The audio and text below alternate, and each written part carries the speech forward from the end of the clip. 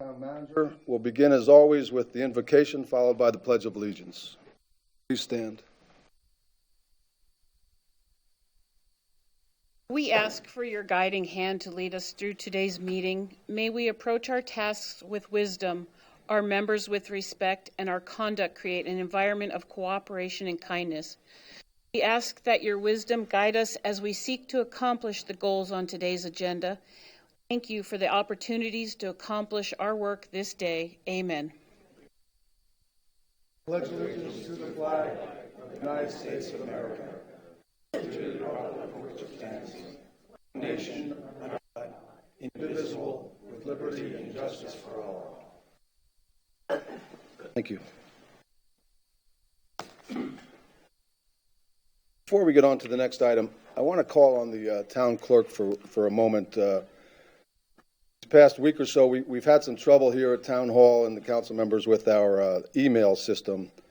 And people have had a hard time communicating with us and with the staff and so forth. And I just want to get a little update on that from the town clerk and explain to everybody what happened, how we got here, and where we're going from here today. Sure.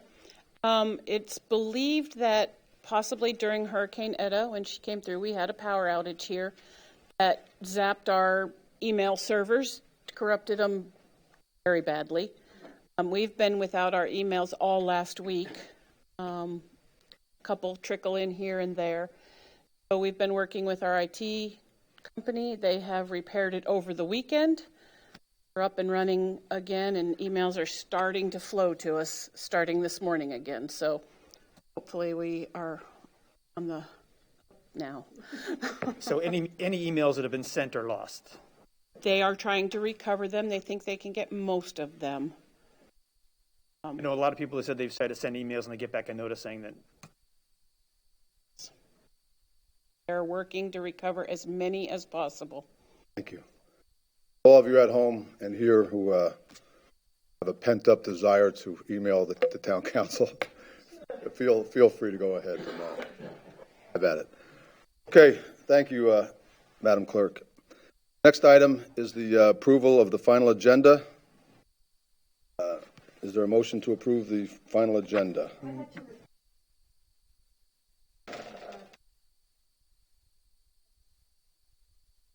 Okay. I'd like to remove consent agenda item C. Okay. Excuse me 1 second. Bill, is that to remove or just to remove to discuss here this morning? We can remove the discuss. Good. I'm sorry, Vice Mayor. Very good. Is there a second? And moved, seconded. Any further discussion? The objection? The motion carries unanimously. Thank you. Next item is public comment. Madam Clerk. The first person I have is Len Lemmer.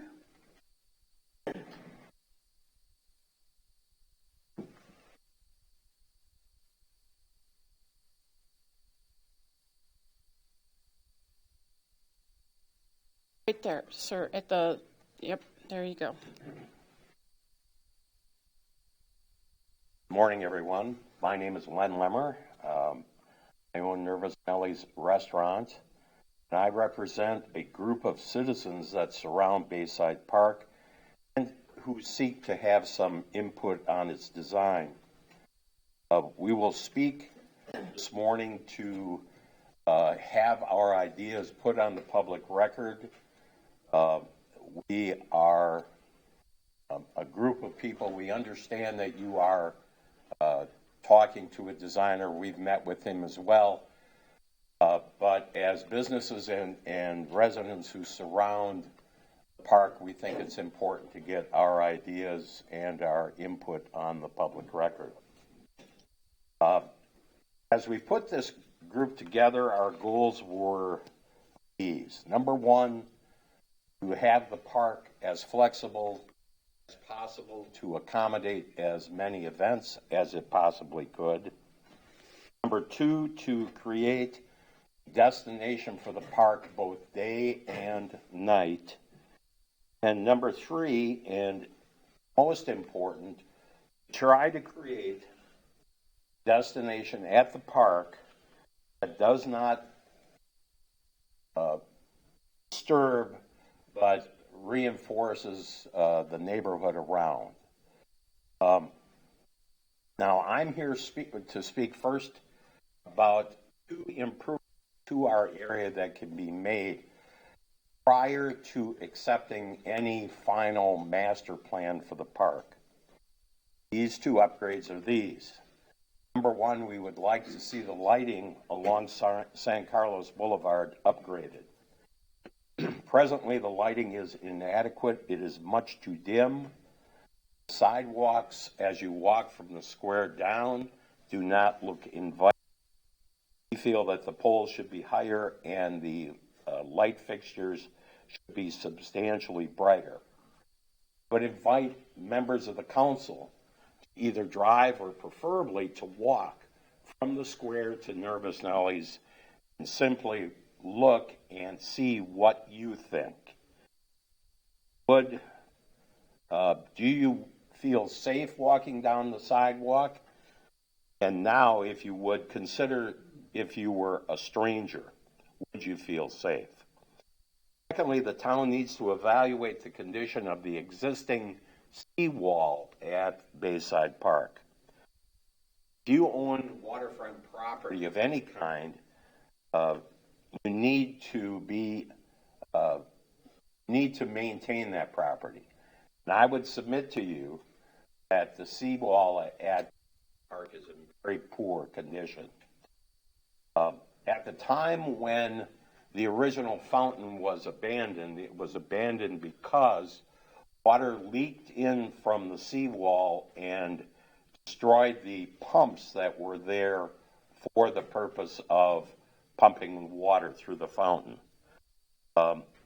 If the seawall were repaired, you could use the infrastructure that existed to rebuild a nice fountain in Bayside Park. Whether or not you decide to locate the fountain or not, the seawall must be maintained. I want to reemphasize before I stop here that all of these items can be done without having decided on a master plan for the park, and it could be done immediately. Thank you. Thank you, sir. Were there any other comments that you had that you did enunciate this morning? One of the things that we've got, I want you to submit them to the clerk. Yeah. If you... We've got people that will become speaking. Okay, good. Thank you. Peter Ennis.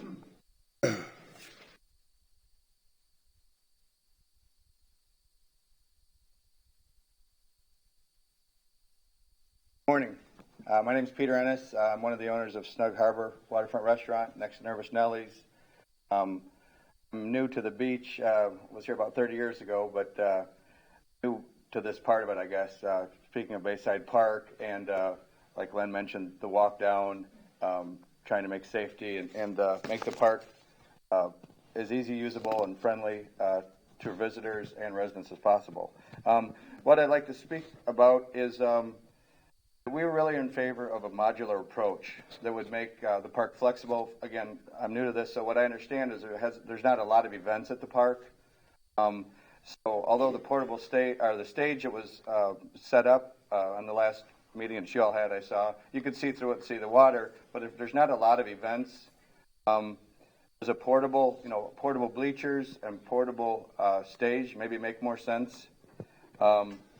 And where the gazebo is now, Len just mentioned about the seawall, and I believe it was in some of y'all's pictures from the last submitted drawing, was a grassy area, maybe from the seawall back 50 or 60 feet towards the street. Maybe it's sod, maybe it's some of the new AstroTurf. People could bring lawn chairs, people could bring blankets, sit on them. They'd have an open view out to the water to watch boats go by. The bleachers that could be portable could be put out like for the boat parade there night to set up for people to watch there.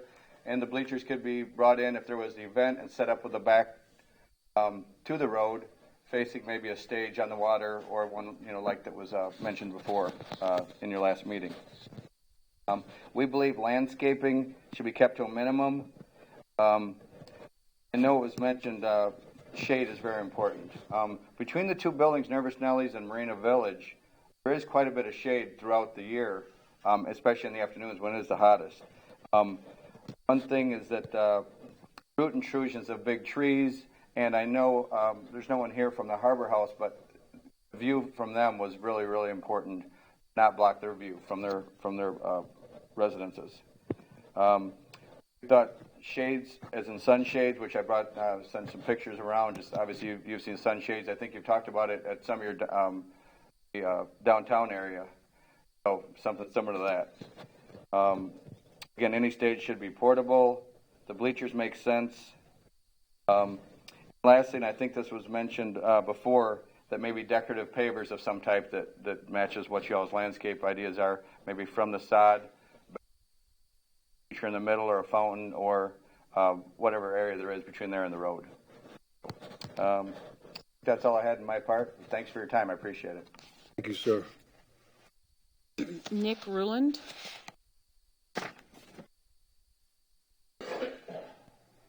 Yes, good morning. My name's Nick Rule, and I'm from Snug Harbor Restaurant as well. My emphasis is on the lighting, number one. What I passed out to everyone is some examples of other civic space that's being used other places in the state, just for something to look back at. In the last week, I ran into a guy that from On-Site. That's who was part of the original streetscape and the original park, and he mentioned that at that time, that I don't know how many years ago that is, quite a few, but that at that time the lighting was set up because they weren't sure about the turtle regulation at the time. That's why they are so dim. He goes, that is long gone. I mean, as far as that regulation goes, for where we're actually located. So that might be one more thing that could all of a sudden, it was there for a reason in the beginning, is I guess what I'm saying. It wasn't like it was overlooked, like like there was no light needed. It was just that's how it took place in the first part. So if you want to consider that part, and I don't know if you have On-Site as the consultants on this job. I don't know, but anyways, that might be something you want to confirm, of course. But that might allow the lighting into play a lot quicker, and I hate to see any money get wasted by the town or any business for that matter. So if you could take a look at that and see if it could be done fairly inexpensively compared to a whole remodel. Let's see. So I would really like to invite all of you down to come down, have an appetizer, a drink, whatever, and see the place at night. No, I can't buy you one because that'd probably be illegal, so I got no problem. You could try. I got no problem taking. You could try. Taking raise money. So. Anyways, that's pretty much it. But I think there's some things that could be done. Get going, and I really would hate to see a whole lot of money being wasted, and we could accomplish things maybe in a more reasonable manner. Thank you. Thanks, Nick. Lori Russell. Good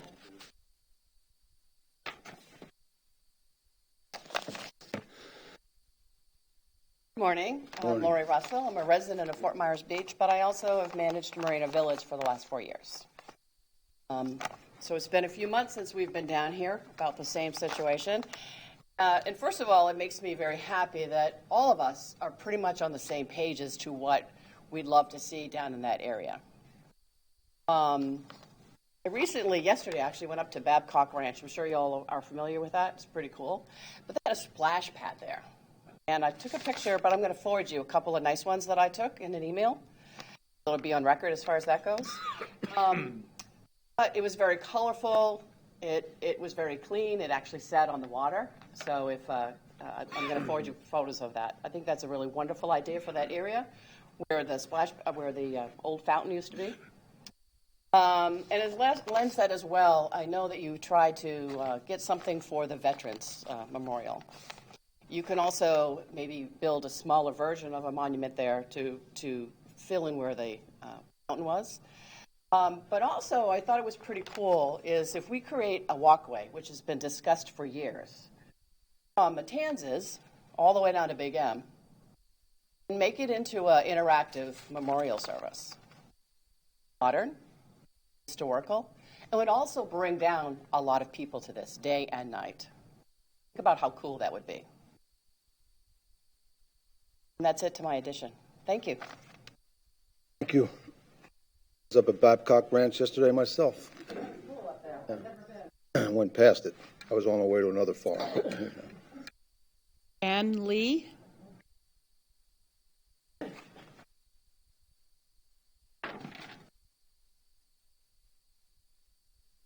Good morning. Morning. This is a change of subject.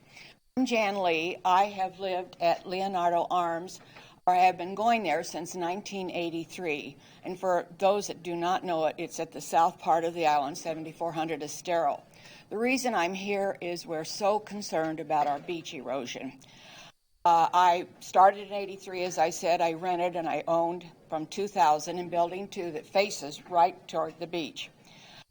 I really have only seen 2 times that the surf was as close and as high as it was just 2 weeks ago with that storm. Up until then, most of the time we had about a 2-foot shelf of sand that would be high tide where the beach walkers would be. That destroyed that, and the surf was not only up to where our sea oats and our palm trees were, it went under our building. And it has flattened the sand to the point that we have no protection. I would estimate from my balcony that we have lost probably 50 feet of shore from building to surf. That, of course, equates to less square footage on the front of the beach. And not only am I concerned for Leonardo Arms owners, but all the beach walkers that you all factor in. I think you probably know that at the south end of our condo complex, there is an easement from Bay Beach. This brings hundreds, probably even thousands of people more. In fact, I think it looks like Coney Island sometimes with all the beautiful umbrellas there. But it won't continue that way unless we have help.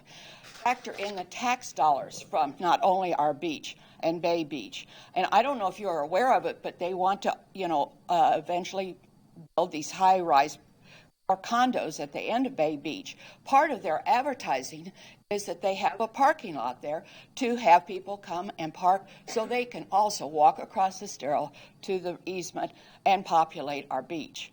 So I really feel I'm pleading and begging with you all to do something to restore and rebuild and then sustain our beach.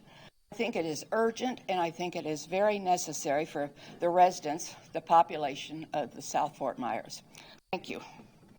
Thank you, ma'am. Cheryl Noose? I'm also a resident of Leonardo Arms, and I couldn't have said it. She basically said the same thing I was going to say. It's urgent that something's done to our beach. We're losing it. That is why my husband and I came here and bought. We saw Leonardo. It was perfect. A lot of people in the condo feel that way. We don't want to see our beach washed away. So I'm not going to go on because Jan said everything I was going to say. I do have some pictures of what the damage looked like on our beach, and I truly don't think, I'm afraid it won't withstand another storm. That'd be fine.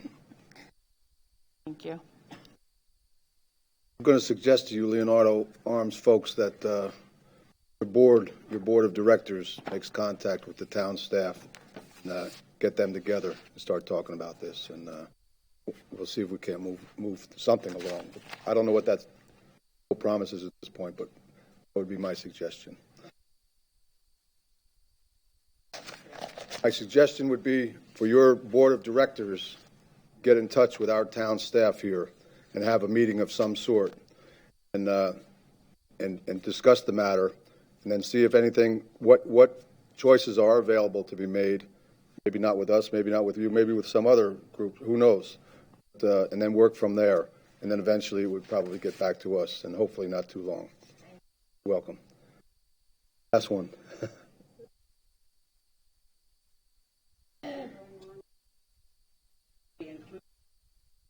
That'd be fine. That'd be fine. Just stay informed. Amy? Just so you know, there is an item on the agenda where staff is going to present about the beach renourishments. Next. Boyd, sand artist. Hi, good morning.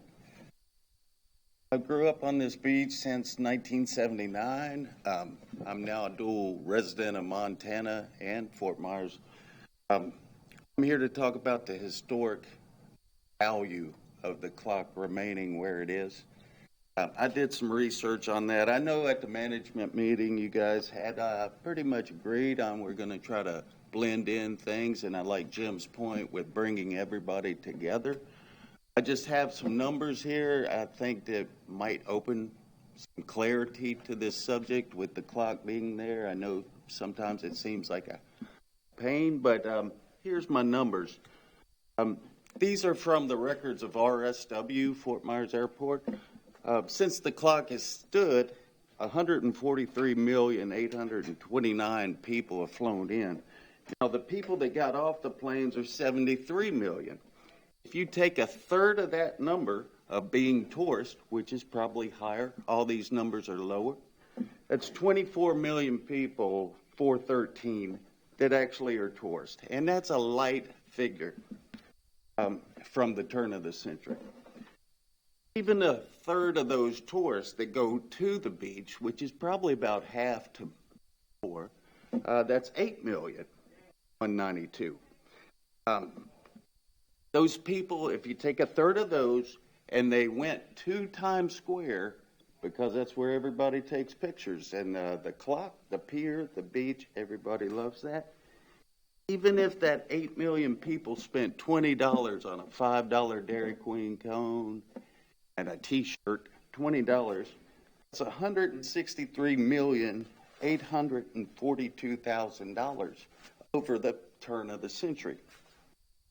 Now, if you take a third of that, and it's based just on the clock, 33%, 33.3 is the prevailing number here, but it's much higher because it doesn't include the people that drive in. Clock, when it was put up, is at a value of $17,842,401.75 for the city, the town of Fort Myers Beach. It's almost $1 million a year that clock's been standing there. That's the historic significance in a monetary way of showing it.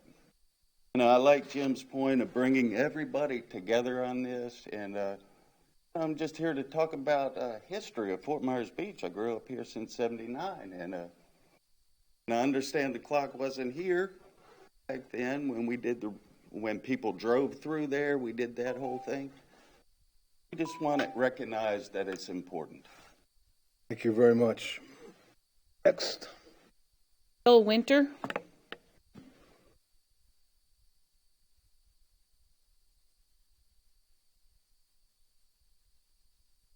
Good morning.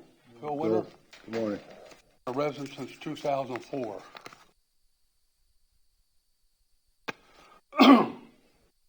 Communication. Council members is very poor. Got communication with Mayor Murphy and Dan Allers. 4 envelopes put in a box for Mayor Murphy. August 2019. November 2019. December 2019 with 2 sheets put in it. May 20th. No response and no respect for taxpayer.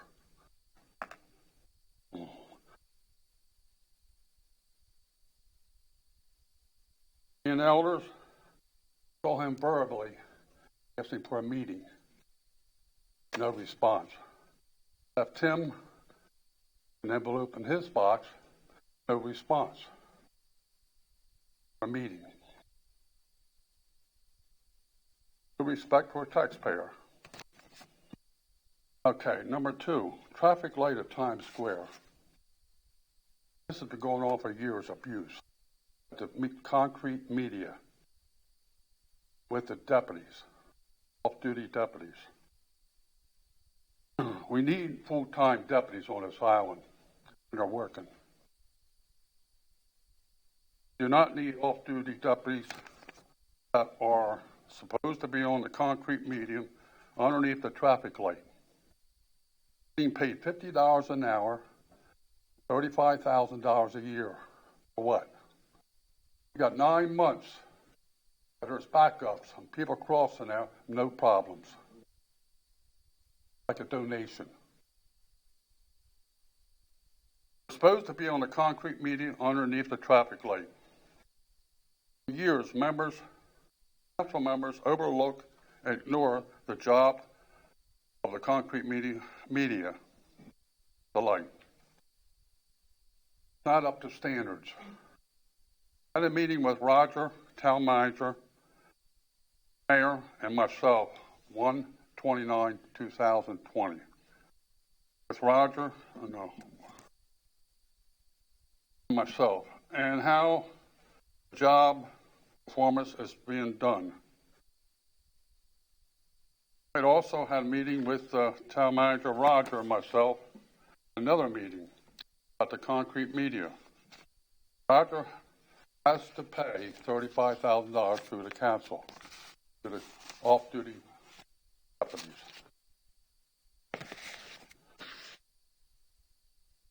And to the concrete media. Roger told me it should be deleted, and I agree. You can't work the concrete media at the traffic light by sitting in the patrol car up to 2 hours, getting $50 an hour. When it rains, no lightning, sitting in the patrol car. When it's hot, July 4th, sitting in the patrol car. When it's cold, in January, they sit in the patrol car. The list goes on. I could say a lot more things about this because I see it and everybody in this room sees it. Excuse me, Mr. Winter, could you wrap it up? You've exceeded your 3 minutes. If you could just wrap it up, and you can give the balance of your comments to the clerk, and she'll make sure we get them. Okay. Thank you. Next. Scott Savarai? Sorry if I said that. Called worse. Coverate, actually. Morning. Good morning. Thank you for your time. I'm a property owner at 3600 Estero Boulevard. It's kind of ironic. It was almost exactly 10 years ago to the day that I first addressed town council on the trailer bathroom issue. At that time, town council has heard many legal arguments and objections from both residents and attorneys. Neither I nor my attorney have ever seen a response from the town indicating that these bathrooms in the public right-of-way are legal according to plat law, our LDC comp plan, or FEMA regulations. Past councils have said they do not support trailer bathrooms and residential beach accesses and stated there would be no further TDC funding requests. In spite of this, the issue arises again. FEMA has a technical bulletin, which is a very important document in this discussion. Page 25 contains a section titled Restroom Buildings and Comfort Stations, which addresses this very issue. The section states, and I quote, "One question that arises whether restroom buildings or comfort stations can be treated differently than other types of V-zone structures and be constructed below the BFE, particularly when those facilities are situated in public parks or recreation areas." The answer is no. Structures must meet the same V-zone design and construction requirements as other buildings. Wording clearly refers to buildings and comfort stations, not just buildings. It was said in a prior council meeting that this section applies only to buildings. Clearly that is not the case. I confirmed with FEMA that this regulation does apply to mobile or semi-mobile comfort stations. I have this conversation documented by a transcript of our chat. Residents have spoken loudly over the last 10 years and clearly do not want trailer bathrooms in residential neighborhoods or apparently anywhere else. Each time the issue is raised, the result is a groundswell of protest. 2 years ago, council conducted an extensive search of beach accesses, asking all adjacent property owners if they would allow a trailer bathroom. Not one agreed. FEMA technical bulletin should be more than enough to establish the placement of these units in Flood Zone V without them being V-zone construction compliant is just not allowed.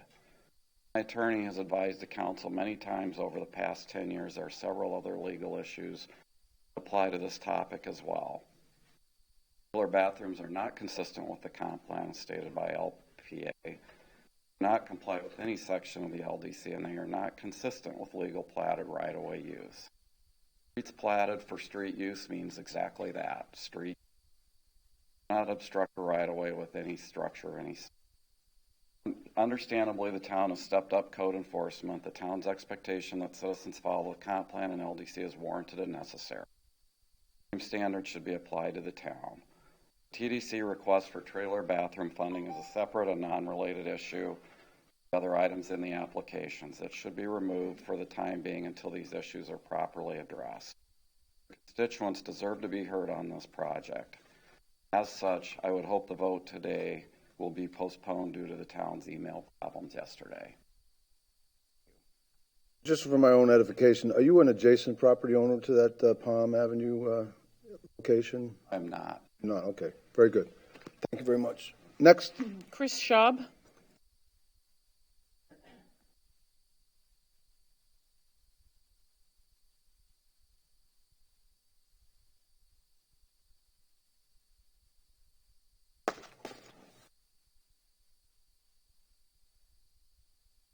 Good morning.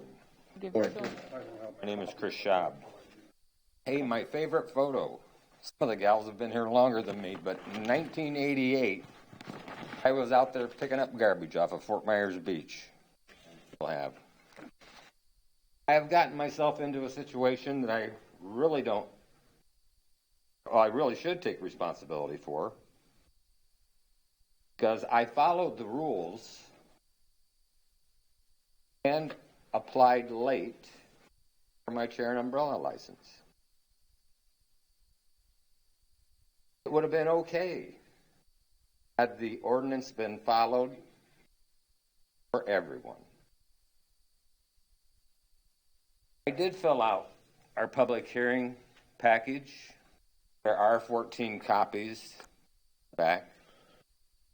I did attach a check for $1,000 for this.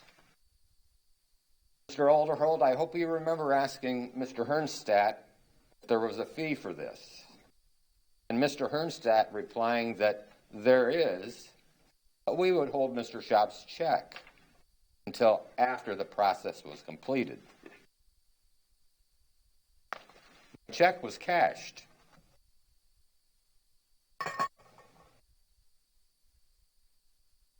The appeal process is controlled by the instructions. The administrator can deny the permit and stall the permit, and it's the same person that denied my permit in the first place. I try to be honest and follow the ordinance. Town will accept renewal applications before September 1st and September 30th of each year. Renewal applications must include the items listed. There's 7 of them. Webster's definition of must used to say that something is required by a rule or a law. I followed the did not turn in a complete application. As we know, I've been here, and you want me to prove that staff didn't follow the rules. I will take the responsibility because the bank has my money in the town coffers right now. It shouldn't be my responsibility to make sure town staff follows rules. Thank you. Thanks, Chris. Barbara Hill. Good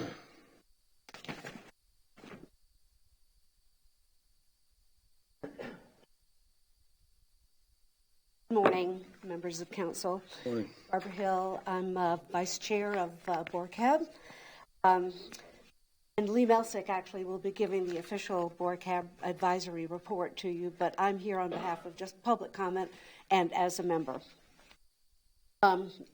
Listening to Council's M&P session last week, I was very encouraged that you scheduled a joint workshop with BORCAB in January to discuss what the priorities are and possible phasing and funding would be, and how this new expanded amenity can best serve our island community of residents, businesses, and visitors, now and in the future. Redevelopment of Bay Oaks came out of many discussions and findings based on previous surveys, council workshops, and community stakeholder meetings. On that, DRMP, the land planner, came up with a master concept drawing last August. That was well received by both BORCAB and council. Since then, based on budget constraints, an entirely new consolidating plan was presented to all of us in October, which we believe is short-sighted. Recognize that the concept drawing goes beyond what is originally budgeted, but we do look forward to coming to the table to discuss priorities, cost efficiencies, phasing, and the opportunity for us to engage the community to secure funding. BORCAB looks forward to doing just that next month during our joint meeting with you, and we thank you very much for giving us that opportunity. In the meantime, we hope that beach residents, visitors, and businesses who will benefit from this larger plan, which was presented in August, will speak up and have their voices heard. Thank you, and happy holidays for all of you. Thank you, Barbara. Gail Mason.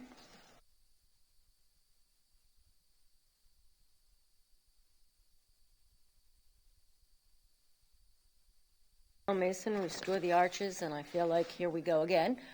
At the management and planning meeting workshop, it was mentioned that they were going to discuss both the clock and the arches at today's council meeting. However, I don't see it on the agenda.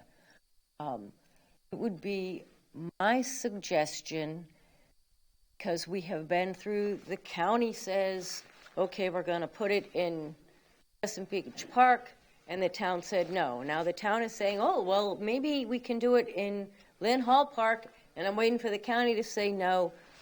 I implore you to maybe have 2 members of council and 2 members of the county commission, and maybe somebody from the Arches as part of a discussion where we can sit down and everybody at the same table say, no, this won't work because of this, and this won't work because of this, and this won't work because of this. And my wife said, hey, how about this? Because nobody's come up with this one yet. And maybe we can find something that everybody can take back to their respective group and say, yeah, that can work. Or maybe we'll decide that there is no solution.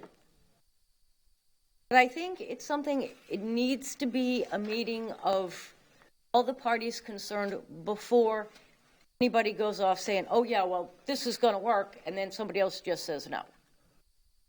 All the players have got to talk beforehand and see if we can come up with something.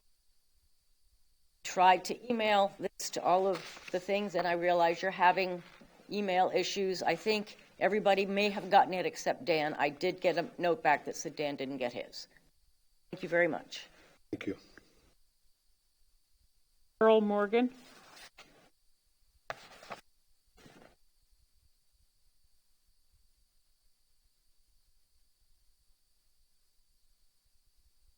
Good morning, Mayor Murphy and the council members. Morning, My name is Earl. Earl Morgan.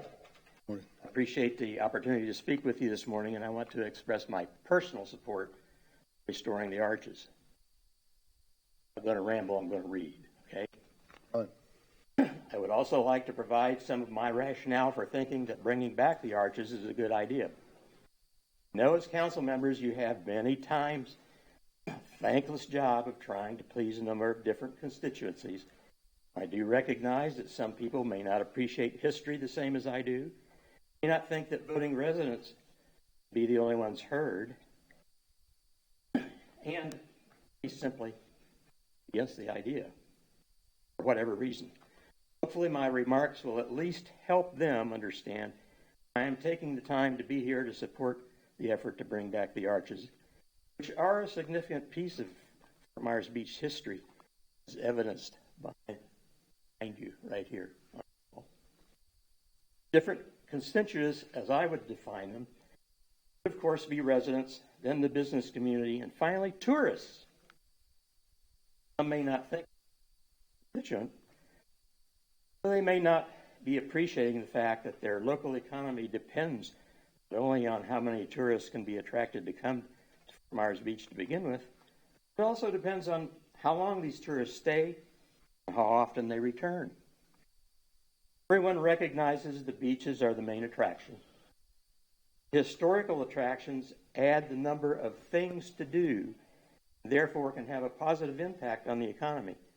Since they can be part of the initial attraction, factor in how long a tourist chooses to stay, or even a motivation to return.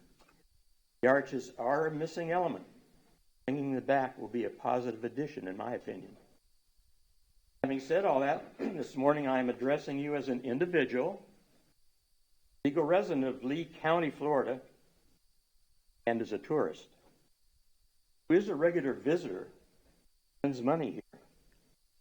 As a Lee County resident, I pay property taxes and sales taxes, and therefore indirectly contribute to the funding of infrastructure and transportation services. Plus, every time I visit, I directly contribute to your local economy. So in that sense, I really am a constituent. Just like many people who reside in Southwest Florida, and regularly return to and support the local economy, as well as those who come from elsewhere. And I'd like to point out that I've been returning to Fort Myers Beach on and off since 1950. It is 70 years. Over 10 years as a Southwest Florida resident since 2009. As an interested observer, I attended your planning meeting last week and was pleased to see that Council reached a consensus about moving forward with the intention of restoring the arches, deciding to give serious consideration to Councilman Alderhalt's suggestion of placing them at Lynn Park. With that in mind, after the meeting, I went to Lynn Park, bought lunch at the Peach Riverside Grill, and then explored the landscape. But for what it's worth, I personally like the location and hope you will find a way to make that work. Thank you again for allowing me to offer my support. In closing, I'd like to say to you, let's get it done in 21. Thank you, Earl. That's all I have. That's it. Okay, thank you, everyone. The next item on the agenda is local achievements and recognitions. Start with you, Councilman Allers. We'll work our way around. I have nothing this week. Vice Mayor?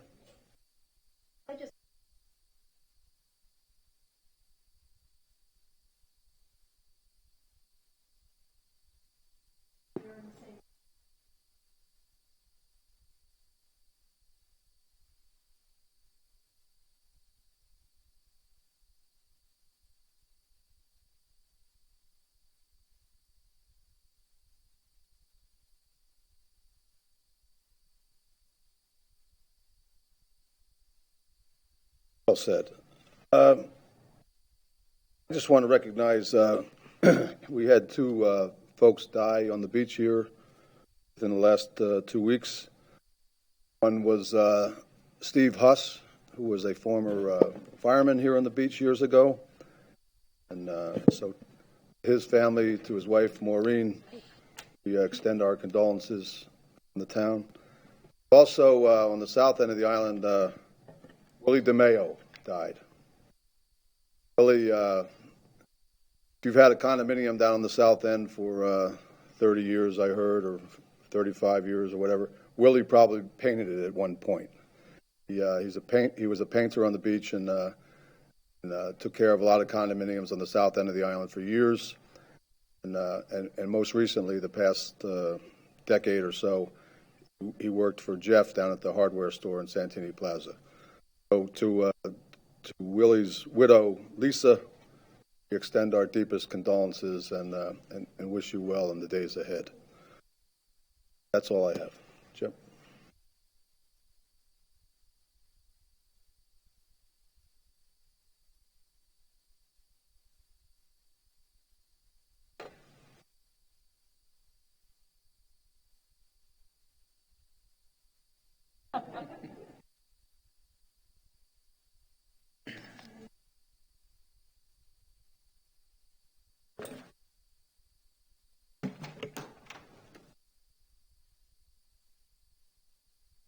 hopefully this works. Already green. It just went off. Oh, there it goes. Okay, great. Yeah, I think so. Thank you again, Mr. Mayor, for recognizing Willie. I'm not don't have the years on the island as you do, but he is an institution on the island, and I'm sorry for that loss. Could the two people who spoke on the arches, would you mind giving your cell phone number to Amy? I took some pictures of the potential locations at Lynn Hall and at Bowditch Park over the weekend. I just wanted to text those to you. I asked Roger to text them to my colleagues this week as well, and just potential options for folks to think about. The one recognition I wanted to make today is I know everybody's struggling to find Christmas gifts for their loved ones, and there's a wonderful book out by the folks at the Mound House.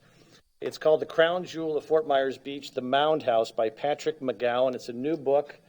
It's a beautiful book. It gives the whole history of the Mound House, all the folks involved. There's beautiful shots of you, Mayor, in this book. It's a great illustration, a great history, and it's affordable. It's at the Mound House gift shop. I think there's other locations on the island you could pick it up as well. You can just call the Mound House, and it's again called Crown Jewel, Fort Myers Beach, the Mound House by Patrick McGowan. Again, a beautiful book and a great potential Christmas gift or stocking stuffer. That's all I have, Mr. Mayor. Thank you. Very nice. Thank you for that. Councilman Veach. Yeah, I'd like to give a shout out to the Beach Kids Foundation. You know, it's difficult for everybody with all the restrictions, especially with these charities. This is their fundraising time of year, and the Beach Kids Foundation is doing everything virtually, so they're not creating any kind of exacerbation of the virus. And it's encourage anybody to go and find them and donate. It's still a good cause, even if they're being conscientious and not getting people together and not putting people at risk. And like others have said, I think, you know, Mound House could use the support if you wanted to get a cheesecake book of photos of our mayor, apparently. And just to let everybody know that I know this is hard. That's beefcake. But everybody, I haven't seen the photos yet. So and just, you know, I really do. I want to appreciate everybody who is being conscientious and trying to arrest the spread as much as possible. Our zip code is going through an unprecedented surge of the virus with people coming in, and just urge everyone to be careful, and let's try to put this in our rearview mirror as quickly as possible by being conscientious. Thank you. Okay, the next item on the agenda is the reports from the advisory committees. The first one is the Anchorage Advisory Committee. Is Catherine here? Yeah, Catherine is here. Morning. Morning. I came before you about a month ago, I guess, to request that you consider pursuing the 2-unit option at Harbor House for our Upland facility, and staff came through with a proposal that I hope all of you received that has kind of a tentative budget and layout for the facility. And at the Anchorage Advisory Committee meeting in November, we passed a motion to recommend to you to accept this proposal pending a review of condominium documents and whatever else needs to go forward. We've been working on this issue for 2 years.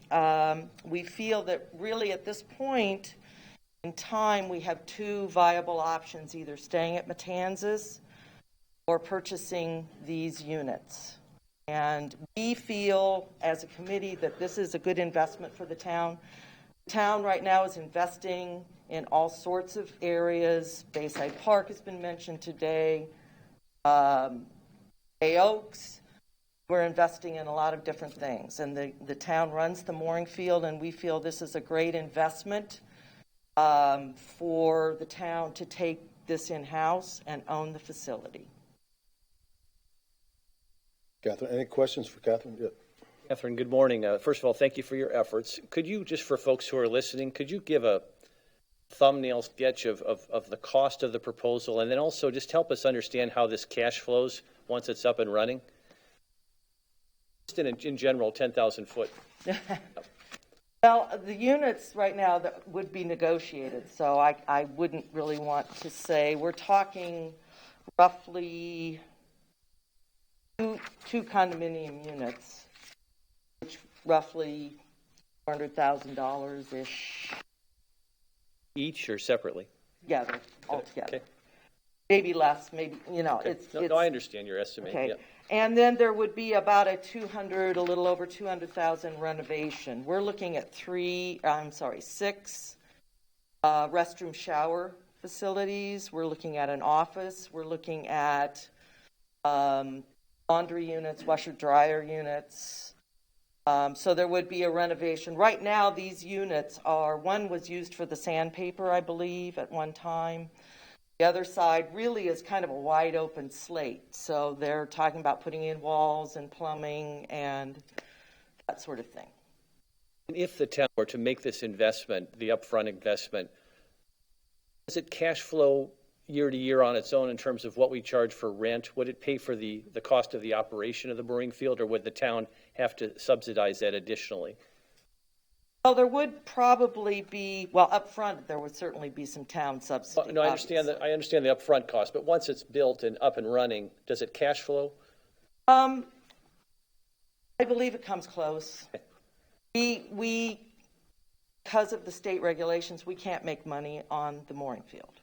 Our goal is to come as close as we can to breaking even. Okay. It's helpful. Thank you very much.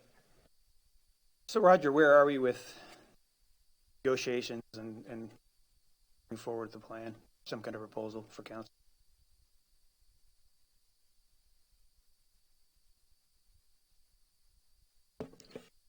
We're looking at the financial feasibility of it from the standpoint of what type of investment the town would have to make that would not be possibly be recovered. And then what portion would be covered by the rental fees based on historical usage, and what adjustment the rates might need to make that work at a break-even standpoint. And our belief that we'll have that ready for you for your first M&P in January. Now, what Kathy said about about by law not being able to profit off of the mooring field, does that include financing with a debt for such a facility? Well, I think it can't be it's sort of like our building services department. It can't be a cash cow to the town. In other words, we can't make a profit, but if it did make a profit a particular year, that those monies would be set aside to perhaps cover costs in a year where due to storm or some other activity, there was a low occupancy or something like that. So the money would stay within the operation of the mooring field. It wouldn't be used for other things if it did turn a profit in the year. Don't forget, this probably would require initial investment of some size by the town, which if it were to turn a profit, the town could decide it wanted to reclaim those monies if it wished. The idea is not, so that's kind of, to clarify my question, because the point I'm going to make is this investment would come out of the $1 million infrastructure project we're looking at going forward with, or is this a separate project that needs to be justified in a different way? Well, that's a very significant conversation for the five of you to have, how you would like to deal with that. Clearly, the loan has some limitations, but you would want to embark upon dealing with the cash outlay to acquire units and all of that would be a significant conversation that you probably should invest some energy at M&P into. Well, is this be considered a taxable loan then? Well, there's some research that needs to be done on that, so it depends on how it's structured and what the money's used for, and if it's open to the public or not. So there's a lot of questions that would have to be answered, or your policy of what the units are, how they're set up, how they're utilized. Are the bathrooms public bathrooms, or are they for the exclusive use of the mooring field? occupants, and there's a lot of questions of that nature that we need to be answered. Would like to see this on a future M&P if we. It's scheduled on our staff schedule for January. We were just waiting for the committee to review it and for Kathy to give you her comments today. And now we have a little bit more work to do. In fact, I was working on this earlier this week. We had some what-if scenarios for the rates. Like I said, I believe we'll be ready to just give a briefing to the council at the next MMP. Not to get ahead of ourselves, but are there grant opportunities available from like West Coast Inland Navigational and different organizations that we could apply for to help defray some of these costs? Well, yes. In fact, the state as part of the boat registration fees, sets aside a certain amount of that revenue for grants for maritime type operations. So that's sort of a dedicated funding source, grant source. So we suspect there will be some opportunities there. Mayor, I didn't. The staff could send out that breakdown. I don't remember seeing it. Maybe it was because the email was down, but I would like to have a look at that if you could resend it. This one that came from staff? Yeah. Okay, it was sent out to us from Chelsea. So staff put this together. We could get that, Roger. If someone could send that to us, we could take a look. I would like to take a look at it. Maybe you can ask Chelsea to send it.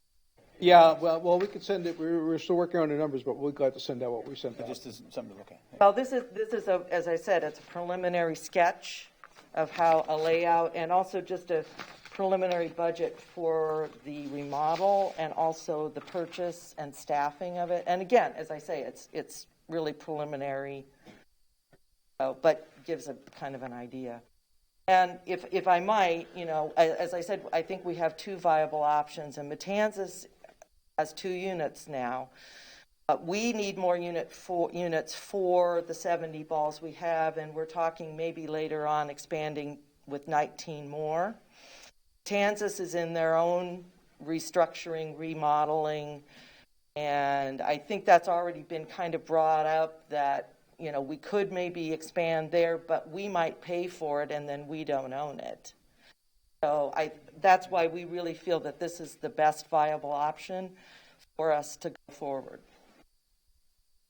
Catherine, I want to thank you for your letter to the town. It was very concise, to the point, makes a lot of sense to me, being a real estate guy, and I have a feeling that this may very well be the way to move forward. And I thank you for your efforts, and I'm sure there'll be more to speak of at this upcoming M&P meeting, and a good progress, and I can see the ball rolling. So we are planning to meet this month again. So certainly I'm available at any time if any of you have any questions. Good. For us going forward. Any more questions for Catherine before she leaves? She sits back down. Okay. Thank you very much. Appreciate that. Okay, we're also going to get a report this morning from BORCAP. Mr. Melsick.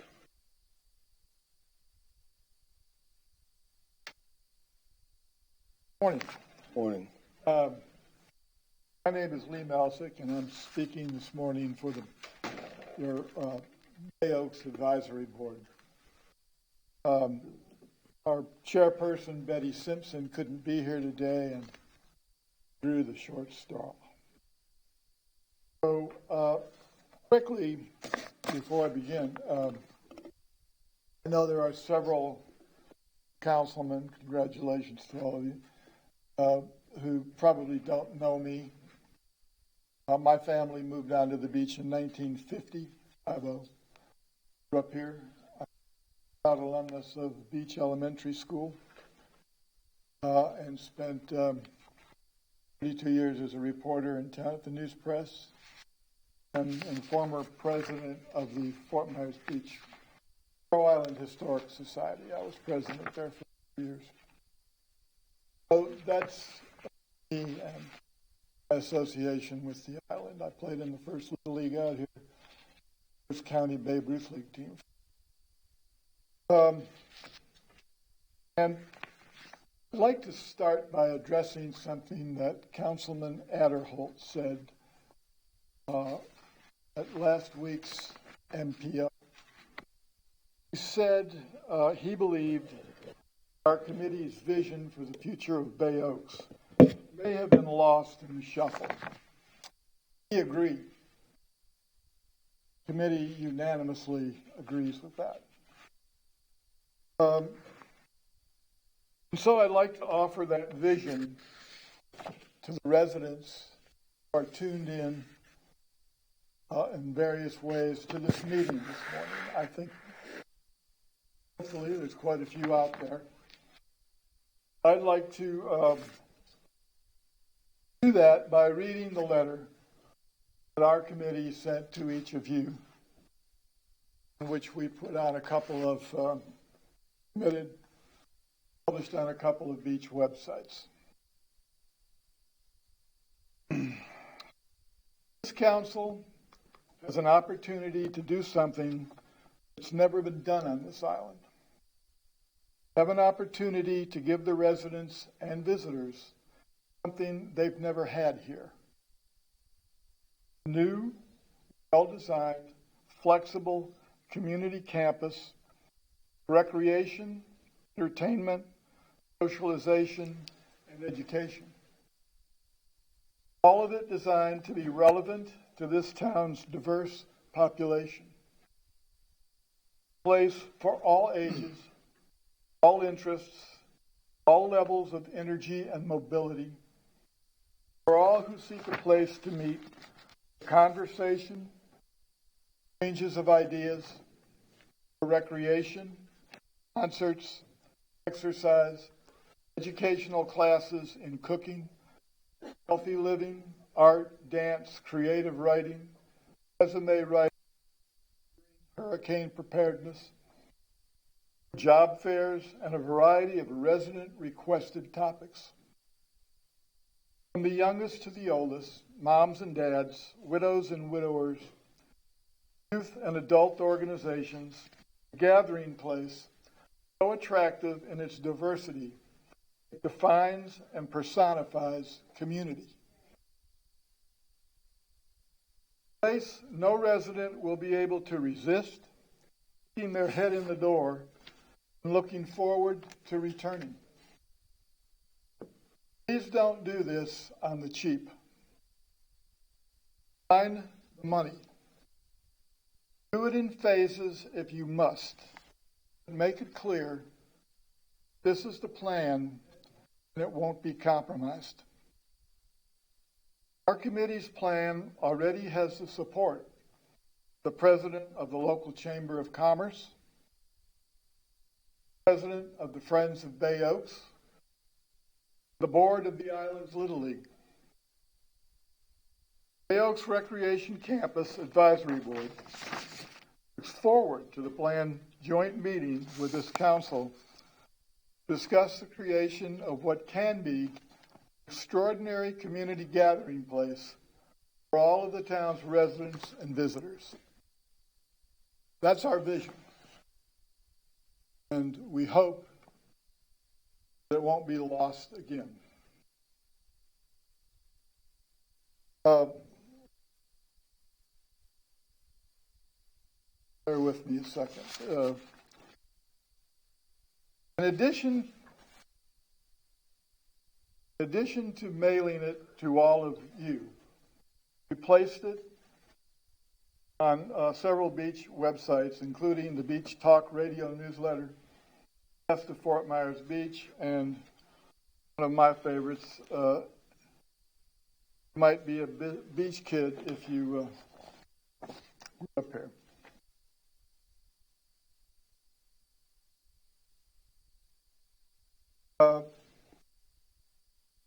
Your advisory, with that, your 7 members of your advisory board unanimously recommend and request that you reject terribly undersized, wrongly located, and visually unappealing building DRMP and town staff presented to council in October.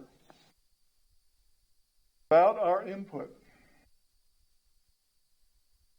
and adopt the conceptual master plan drawing presented by DRMP to council in August. Based on community input and surveys, we believe key amenities such as the athletic center, pickleball courts, a dynamic amphitheater, and a community building that fits future generations and programs outlined in the concept drawing will best serve this community.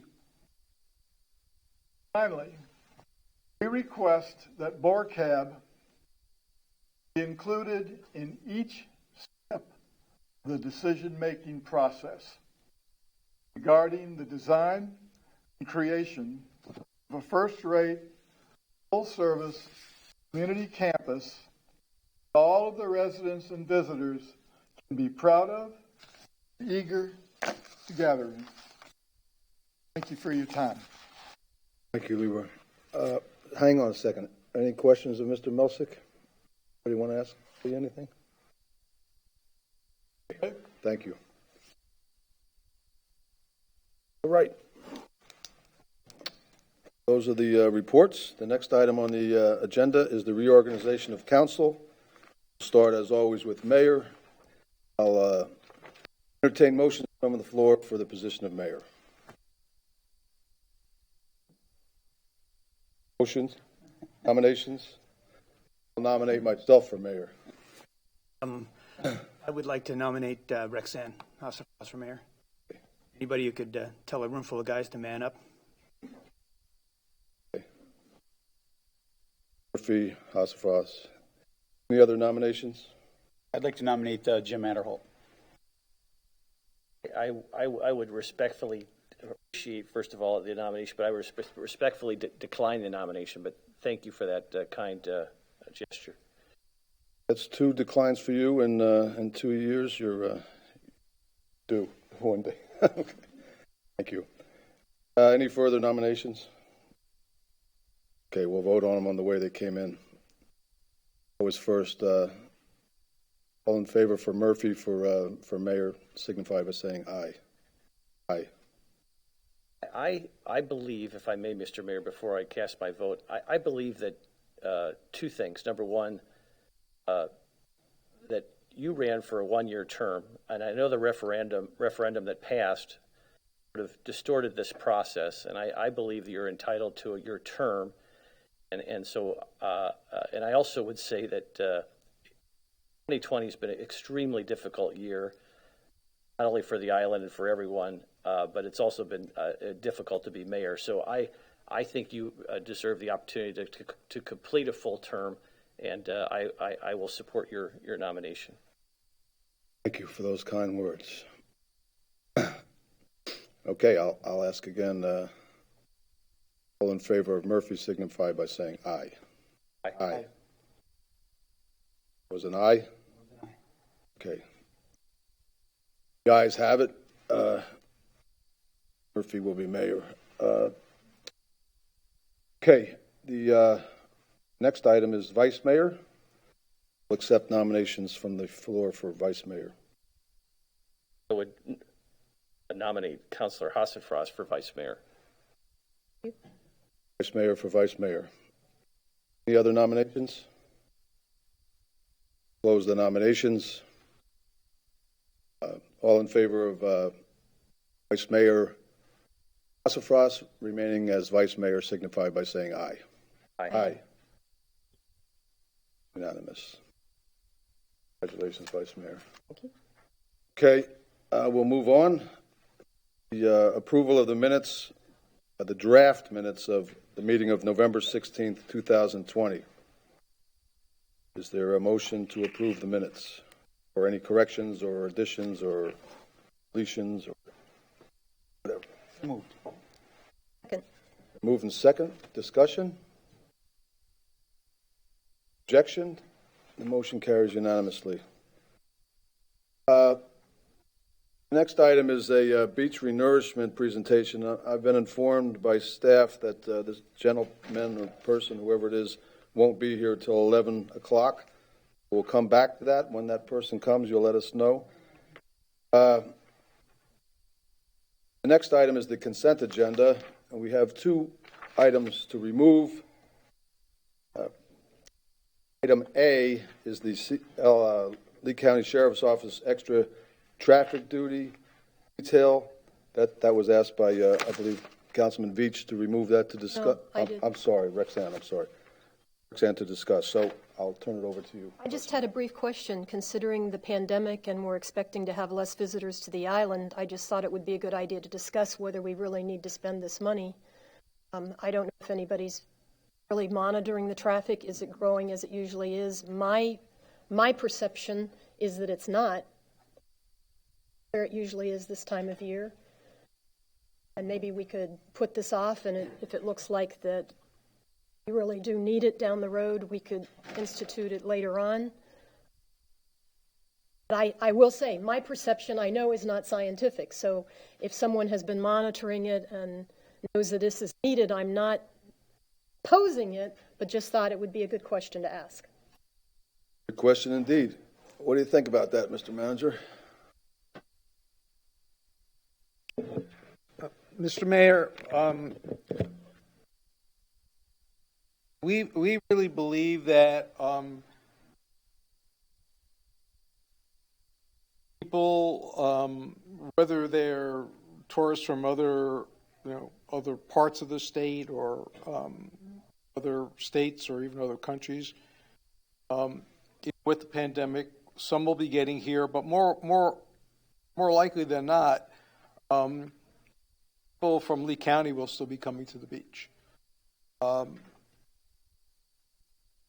We also recognize the fact that these are volunteer duties by the sheriff's office, so they need time. This is not a matter of calling up today for tomorrow to get somebody. They need advance time. It's easier for us to get them scheduled and cancel them than it is for the inverse to happen. So, quick clarification, Roger. What do you mean by volunteer duties? Well, they get paid, but I mean they're volunteer. That they're volunteers to take the duty. Off duty. Okay. Off duty. Right. So they need time to recruit officers for those shifts, those off-duty shifts. With reasonable notice, we can cancel shifts. So if we see that it's going to be raining all weekend or whatever, we can do that. But clearly, I don't want to spend money that we don't have to spend. So, with that said, I'll listen to council's thoughts on the item. Mayor, if I could. First of all, I think the Vice Mayor asked a very good question. Having said that, I don't have the scientific answer, but anecdotally, we went from the south end of the island over the bridge on the north end, left at 5, got across the bridge probably at 6:10. The traffic is real, and I can't, as everyone has experienced the angst of being stuck in this traffic, I couldn't think of a better expenditure of taxpayer dollars than this kind of assistance to help traffic flow. It's not a panacea. Man, it's a real problem, and if those folks help, and I think they do to some extent, we worked on it last year, the previous council worked on it last year in terms of getting them to punch up before they have them cross the street and just train them better. I think it's an excellent use of our tax dollars, but I think certainly it's a good question to ask because it would be nice to have this be data driven. But I strongly support its expenditure. I think I would concur with Councilman Adderholt. I mean, I've seen traffic backed up mid-island a few times, and talking to some of the businesses, a lot of the restaurants and hotels are having a pretty good year. It seems like we're kind of an island of some busyness compared to some of the hotels and things that are not in a tourist area and their business really. I think there is business here. I think a lot more people are staying at vacation rentals, and you see that in the traffic too. I agree. I think it's an important thing to have. I think we do need it. There may be a little less traffic this year, but I travel that road almost every single day in the afternoon, and I can tell you they do make a difference, especially during season. We may not get a lot of people coming from the north this year, but I do believe that we will have a lot of people from Florida coming to visit. I would support spending money. I think it's money well spent. Certainly a worthwhile question. We're always watching the town's money here. I tend to agree with Roger on this, that having them lined up and being able to call them off if it got to that point where we thought we wouldn't need them for some extended period of time, and save that money, probably be in our best interest rather than try to bring them back on board. So I guess I would tend to agree with the majority here that probably be best to leave it in there for now, and then if need be, adjust later on, but not put ourselves at a disadvantage right now. Answer your... Okay. Just wanted to ask the question. And it was a good question. Okay, and the other item that was pulled out was this one by Councilman Beach, was item C, discuss the TDC projects for fiscal year 2021-2022. Yeah, so of course which is probably pretty obvious, my big concern in there is what's in the request for two reasons. And one is that I know there's been a recent outpouring from the people from the Leonardo Arms in the south of the island to be included in this nourishment task that we have. And I understand from talking to Chad that there's a section of the south part of the beach, including that area where they're concerned about, that's considered critically eroded by the state. So questions, again, it depends on the timing of this, or whether we need to submit it right away or not. I also understand there are quite a few other there are hitches potentially with expanding this nourishment request. Not the least is I think there's a line, an ECL line, which has to be established before you can ask for a renourishment, which has been removed, I was told, from that part of the beach. The second thing is the request for the bathroom trailer. This is something that is fairly contentious. I think that I was told here at the meeting that capital projects are being zeroed out, and that we shouldn't ask for capital projects because they'll be refused. This was on the agenda before and approved, but when it went to TDC, it was deleted last time it went through. That's why we're putting it through again. Also been, previous councils have, when this went to be replaced, 5 years ago? Councils voted against replacing it. And then the council voted to replace it last year. I just feel compelled to say that I personally don't think it's a good idea. I don't think we've had an opportunity to really hear from the public on this because of the email, and I think that having it, just kind of buried in the consent agenda, I think was not enough sunshine was on this item to really get a feel whether this is what the people want.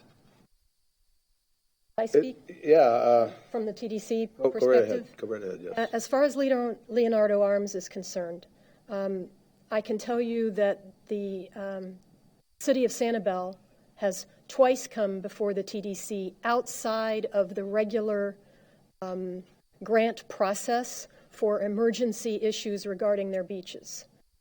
So it doesn't have to be in the annual yearly request to be addressed, and they were granted both times. They're emergency requests. I don't think we're ready with Leonardo Arms to put it into this request. There's lots of steps that we have to go through before it would be ready to ask for sand there. So that would be my answer to your first issue. As to the bathroom issue, this is a replacement of one that was there for years. It's not a new place. It's not in a residential neighborhood. And the last time this came up, we asked the sheriff's department and the businesses that neighbor whether anyone ever had any complaints about this particular location. And I keep getting emails about this from everybody that they don't want them down the beach. I've never asked for one down the beach. This one is in a business neighborhood not a residential neighborhood. We have never received any complaints about it. You know, and another opposition really have is I think that we have now with the addition, and Bayfront Park was an example where you're asking for a bathroom there. There already was one, and even the town council that wasn't aware of it. We have 11 public bathrooms on the island. We're not making really much of an effort to communicate that with the visitors here, where they are. We want to put more in without really utilizing the ones that we currently have. I think that if town council doesn't know where a public bathroom is, and they've been looking at it, what chance do our visitors have? I think the first step really has to be to utilize what we have before we ask for more. This isn't asking for more. This is to replace what was already there, was used. I received emails after it was taken out from businesses telling me that people were defecating in front of their businesses because the bathroom was no longer there. So there are people who complain on the other side as well. What is the timing on this? Is this something that has to be decided today, or is this we allow the public to comment on this more? My understanding is that this timing is to go in for the regularly scheduled annual grants. This is the time to approve it. And this is not something that you could ask for on an emergency basis the way the sand is. Can I just ask a question? Yes. John, somebody sent me the minutes from, I think, an M&P meeting in January, and it said, I'll just quote, Mr. Herron was directed to provide research on the plat of the street for street purposes, review of FEMA regulations, and our LDC comp plan regarding temporary structures on public streets. You research this, and A, is it a violation of FEMA regulations, and B, does it violate our own LDC and comp plan provisions, in your opinion? No. I think immediately after the meeting, staff provided me with a copy, maybe even during the meeting, during the course of the MMP meeting. I do recall following up with several of the council members at the time, immediately after the meeting, saying that the plat itself says that the platted right-of-way the platted area is to be used for public purposes. It doesn't specify for roadway purposes. It doesn't specify for bathrooms. It just simply says for public purposes. Under Florida law, that's a very broad term, and arguably it can be argued successfully that, particularly if there are prior use of bathrooms in that location, that's an appropriate use of that area. As far as the FEMA regulations are concerned, and the technical bulletin was mentioned, the technical bulletin, as I understand it, is about permanent structures. This is not going to be a permanent structure. If and when there were a storm to in the area, what normally happens is the piping, which is not permanent, is disconnected. The trailer on which the bathrooms are connected is attached to or is connected to a vehicle, and it's removed.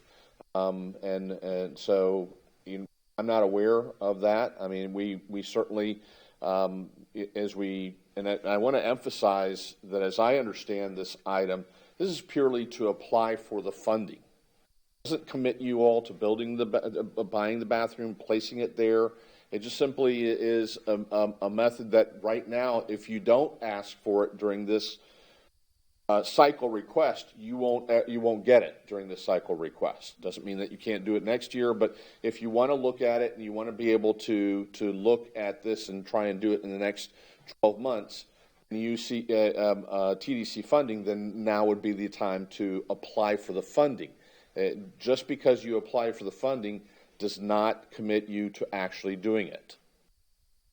So, there's going to be presumptively at least one, if not two more times where this would potentially come back before you for consideration, including the actual physical acquisition of the bathroom facilities and authorizing its placement at this particular location.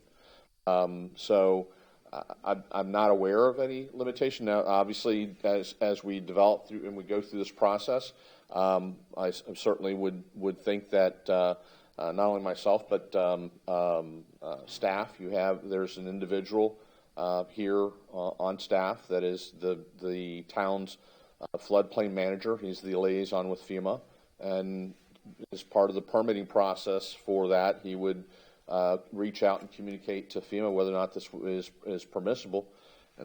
Depending upon what that answer is, it may or may not, the project theoretically may or may not move forward.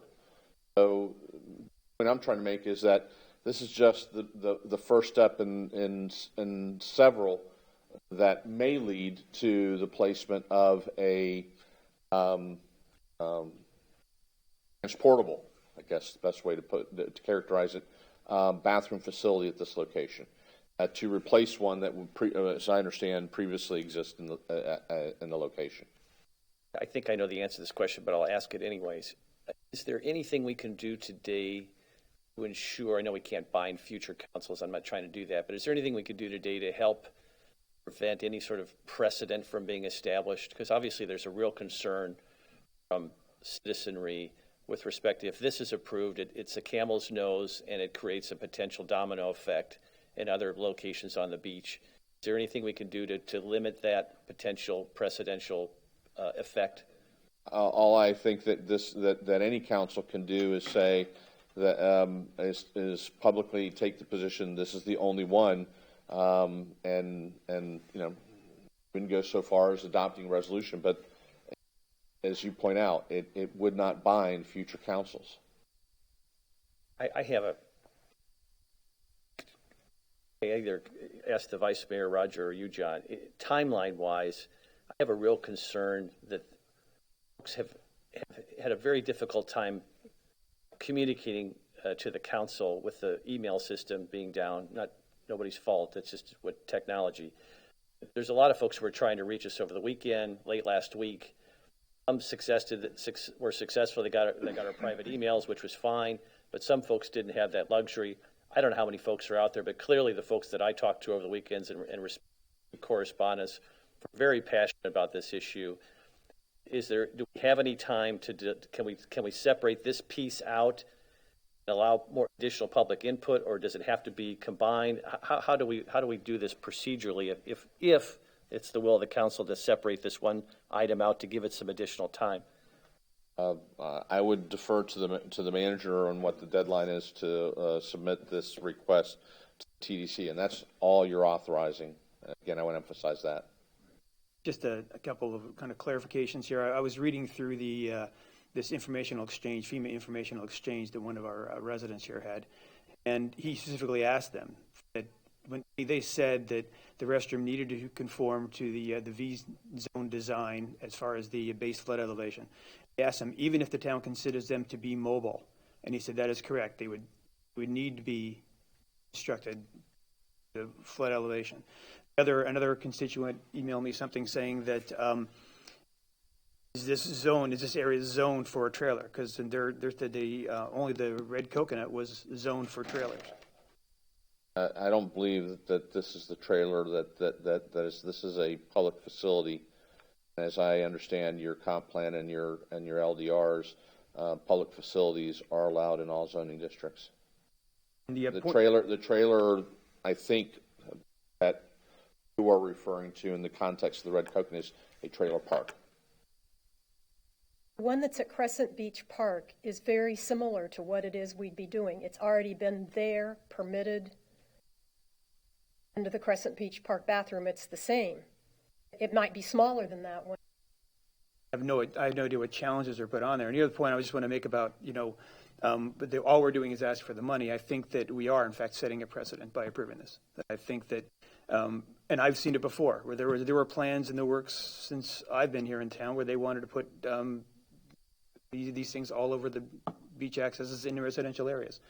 So it isn't, by doing this now, I think we are setting a precedent that maybe future councils would be more aggressive in where they want to put these. And again, I don't think we're utilizing the bathrooms that we have.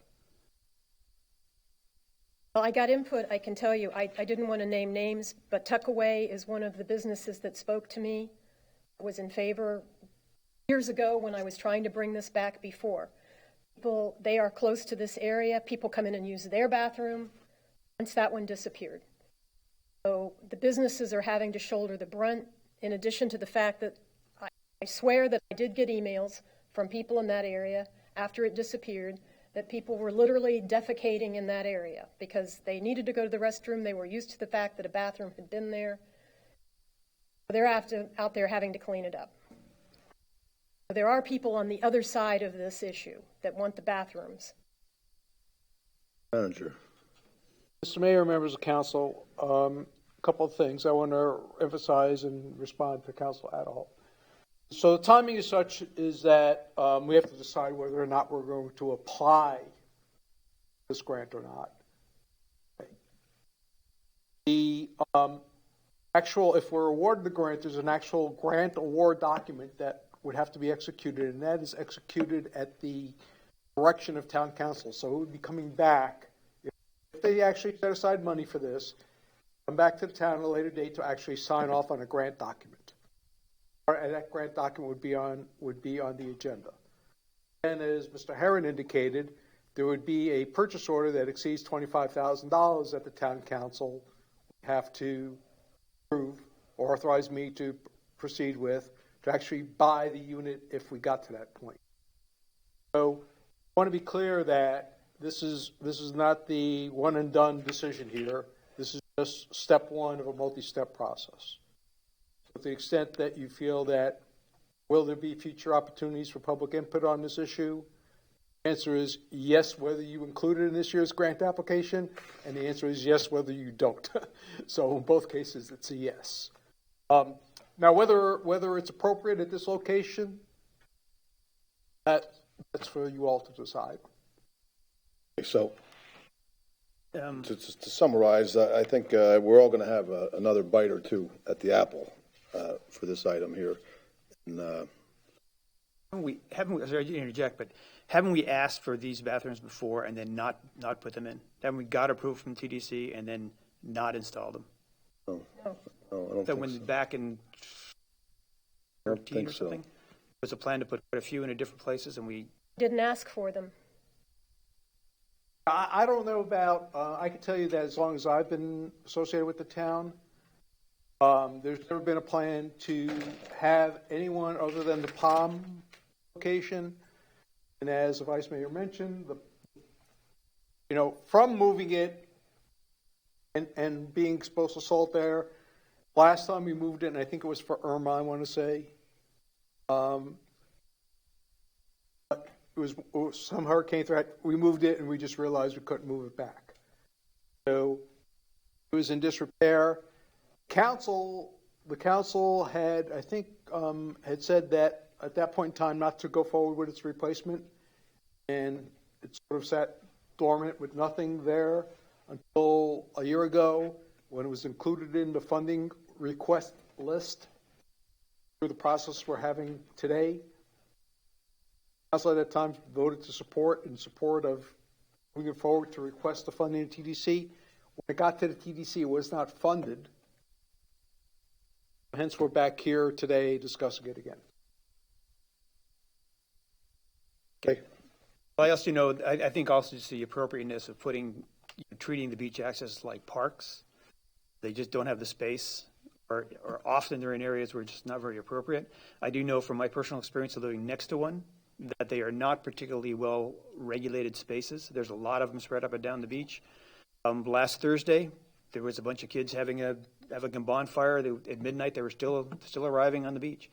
And the way the town rules are right now in beach access is that you're almost incentivized to come late because parking is free after hours. So I think there's a lot of reasons why I think just putting something like this, in a beach access, which is not a park, which is not as well patrolled, I think is an issue. I think just asking for it is, and if we're asking something and we're not committed to getting it, I think that to me would send a bad message to we're not serious about what we're asking for. Mr. Mayor, I think that is a valid point that we shouldn't get into the habit of asking for things we're not prepared to follow through with. But I wouldn't, if the council's mindset is not to go forward, I wouldn't say, well, what the heck, let's just see what happens. We'll punt the ball down the road. But do think that, when we go to TDC and we ask for money, we should be fairly committed to following through.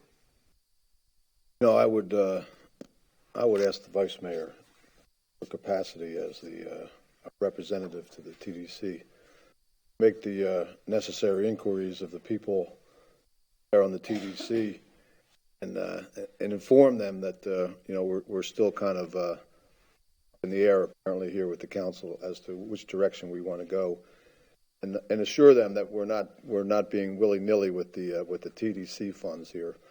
This isn't a habit of ours to apply for something and then vote not to go through with the execution of it. So I think you can probably speak with some of your people over there at the TDC and let them know what's going on and get some feedback. I would hesitate to do that, because then what you have done is you have planted the idea in their mind that we do ask for things that we're not sure we want to go through with. This is sort of exceptional. I mean, it would be This group of people that emails me, I have been through this so many times and voted on this issue. These people email me every time it comes up. They email me, evidently some kind of gossip and rumor gets going out there that we're asking for bathrooms all the way up and down the beach. I received an email yesterday saying that I wanted to put one at Sterling. I have never asked to put one at Sterling. Everybody starts feeding this frenzy, and it's getting very tiring. All I've tried to do is put a bathroom back in a place where there was a bathroom. There was never a problem with the bathroom at this location. No one ever complained about this bathroom. And I know it was asked earlier, is there any way to memorialize that by resolution or ordinance? That we can just say that's, or create a special exception or zone or whatever for that particular situation there, the exclusion of everywhere else on the island. I'm just thinking out loud here. Yeah, I mean,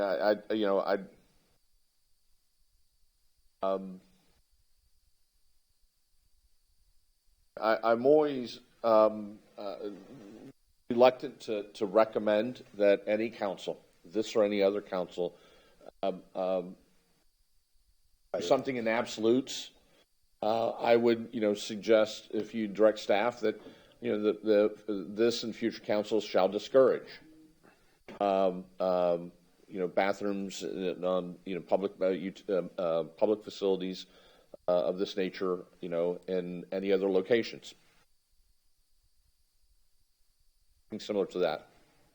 Well, I'm sure that would have the support of all the council people here, and whether that's good enough, I don't know. But anyhow, would it be possible? I know that it's just kind of really kind of policing ourselves in a way to come up with an ordinance or a resolution that would limit what entities go in a beach access in a residential area.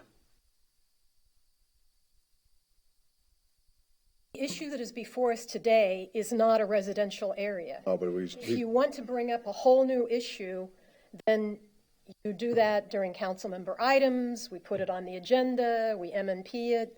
Since we're talking about this point, and one of the fears that people have, which does have some precedence, is people wanting to put then bathrooms in residential areas. Because there was a proposal to do this since I've been active in the town. And I was on the council when everybody came and objected to it, and the council as a whole said, we aren't going to ask to put them in residential neighborhoods. Anita Saracita sat there and said that to the crowd that was here. We are not going to do that. We are not going to ask to put bathrooms in residential neighborhoods, and we never have again. I read those minutes. But that's like an obscure minutes. If we can come up with a resolution that codifies that, it may satisfy the people who are concerned that this will spread. Well, that would be easy enough to do. I mean, but that really doesn't. That's not what we're talking about right now. But it's an argument about this particular point. It's sentient to this point because this creates a problem, and that's a potential solution to the problem that this creates. And as I see it, there's a process here. I think we have something we're voting on now. If you want to bring that up separately and put it on a future agenda, I don't disagree with that. Councilor Veach is trying to help you get to a yes vote, or trying to help us get to a yes vote. I think that he's trying to be helpful here. I think they go hand in hand. Mr. Mayor? We're all trying to be helpful. Yes, sir. All right. Could we caveat this item to say that with the consent of the adjacent property owners that we would apply for this, and therefore that's being built into the record that we have the consent of the adjacent property owner. So that's why we're going forward and asking for it, whereas perhaps in another location we wouldn't have the consent of the adjacent property owners and therefore we would not. Maybe that would be helpful. May, Mr. Mayor, add just my 2 cents to this real quick. And then Go right ahead. I agree with Vice Mayor Hossafras. I think that it's not, we're just replacing what was there. I have spoken with several businesses around that area that would love to see it back so that people don't keep coming into their place. I struggle sometimes when I hear people talk about the public restrooms on the island. Anyone that has children, I think, would argue with you that Snug Harbor and the Mound House to be considered beachfront bathrooms is a stretch. If you've ever had to run to the restroom with a child that has to go to the bathroom, you're not going to make it that far. I think if we're inviting people to come to the island, to spend their money, to come and sit on the beach, I think it's a responsibility of the council and the town to provide them facilities that they need. I agree with you. I don't think they need to be in we're talking about one specific area that was there before. I would be in favor of keeping it on here and moving it forward with the TDC. Thank you. Were you done, Jim? I think so. I just think the mayor and Councilor Veach were trying to figure out a way procedurally to help get us to a yes vote in terms of figuring out a way to. I know you're not supportive of residential beach access restrooms, but my point is he's trying to figure out a way to codify it in a way that would give him some comfort, and I support that effort. I think that's a reasonable ask. If there's a way we could do that procedurally, I think that would be a helpful step. Well, maybe the town attorney can do a little more research on it and see if he can come back with us something. And one that thing, drew aside from the other attorney. I just want to comment on a couple things that Dan Adler says. And I realize there are some locations on the beach where having the public come in and want to use your bathroom would be a cumbersome thing, where there's just a crush of people that would have an effect on the business. The other thing I urge businesses to think about is that all those people that come through your door looking for a bathroom, especially people with kids, they're potential customers. There's an opportunity for businesses out there. The other thing is I think that to say that it is our responsibility to put bathrooms there where people want them, there are people who their business is bringing people to the beach and not providing bathrooms, like large parking lots, things like this. Seems like that's a place where people come. Seems like instead of expecting the government to do this for you, that the businesses that create this need should have some of the burden to provide that service of a bathroom. And I want to be clear. I was not saying that we should put them wherever the public thinks that they want them. That was not my point. My point was, if you're a business owner and you're inviting people into your business to eat, drink, do whatever, and then tell them you have no place to use the restroom, to me that would be bad business. My point was, if we're spending money to redesign logos and advertise to bring people here and then tell them that they have to walk a half a mile to use a public restroom, doesn't make sense. Or walk into town hall, use the public restroom, doesn't make sense to me. And in this case, we're talking about one specific location that was already there, that was taken away, that we'd like to put back. That's all we're talking about. We're not talking about trying to set precedent. We're not talking about trying to put them at every beach access. We're talking about this one specific location. And all the people that I've talked to around the area are in support of it. Okay, ladies and gentlemen, I'm going to call the question. I'm going to move that we approve the consent agenda. For second. Second. Moved and seconded. Any further discussion? Technically, it was removed from the consent agenda. I think we have to vote on it separately. I would recommend that you make a motion to approve the consent agenda as amended, and then vote separately on items A and C. Okay, I will adjust my motion to reflect that. And your second? I'll amend my second. Okay, any objection to that? This is for the consent agenda. Removing the This is for B and D. Yeah, okay. B and D. Any objection? Okay, that passes. All right, now item A, which was removed from the consent agenda. Is there a motion to approve that? So moved. Second. So moved and seconded. Any further discussion? Objection? Motion carries unanimously. Okay, item C, which was removed. Approved TDC projects for fiscal year 2021-22. Is there a motion to approve that? I would move to approve it. Moved. I'll second that. Further discussion? Any objection? Motion carries. Sir. I just want to explain my vote as well. I vote no on that just specifically because of the restroom issue, and I don't think we've given the public, particularly due to technology issues, we have not given them proper opportunity to voice their concern or support.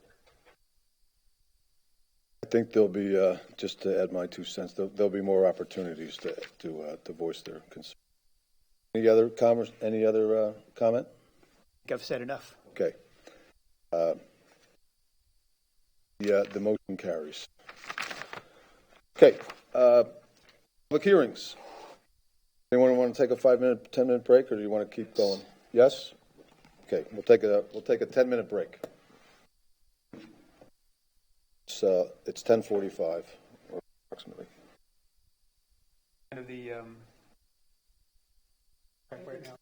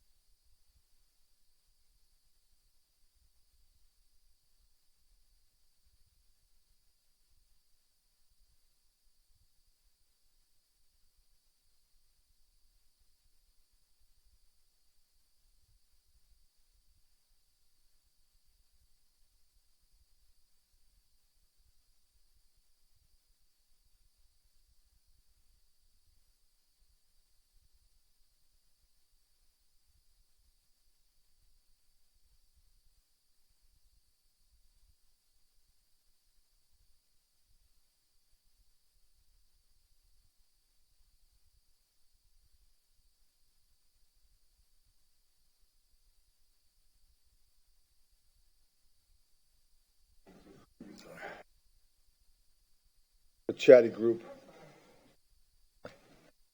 Everybody's socially deprived. Exactly. Okay, we're going to go back to item 10, which is we're going to have a presentation here, a short presentation on beach renourishment. Chad, you want to make the introductions here? Good morning. My name is Chad Schutz, environmental staff for Town of Fort Myers Beach. I brought along Mr. Michael Poff, who is the engineer. His firm did the due diligence study for the current project scope for the Estero Island Renourishment Project, which you see up on the screen. It's the north side, Bowditch to just south of the pier. This is our current estimate based on Mr. Poff's report. And we've, as you know, we've submitted to the state for that 50% for the design and permitting portion, and the rest of the project next year to the state for the construction portion of it. But this is kind of the overall numbers and timeline for the current project as it is.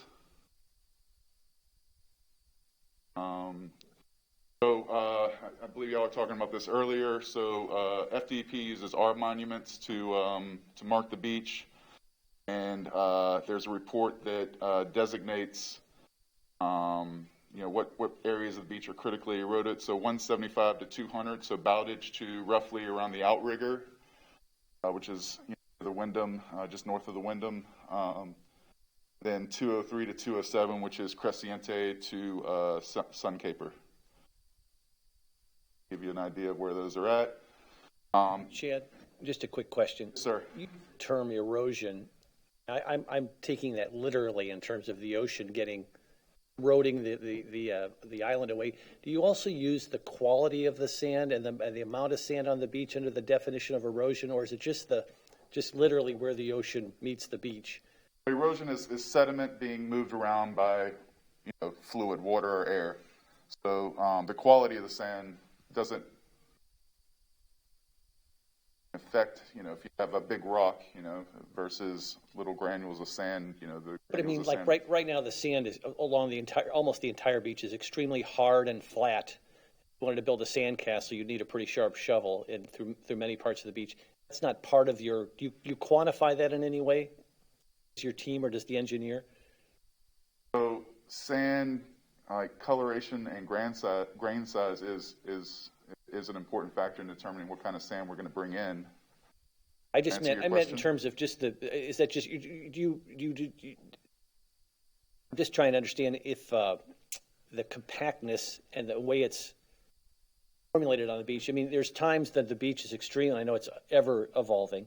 There's times there's a ton of loose sand. It's very nice to walk on. Again, right now it's really hard and flat, which is great for biking and so forth.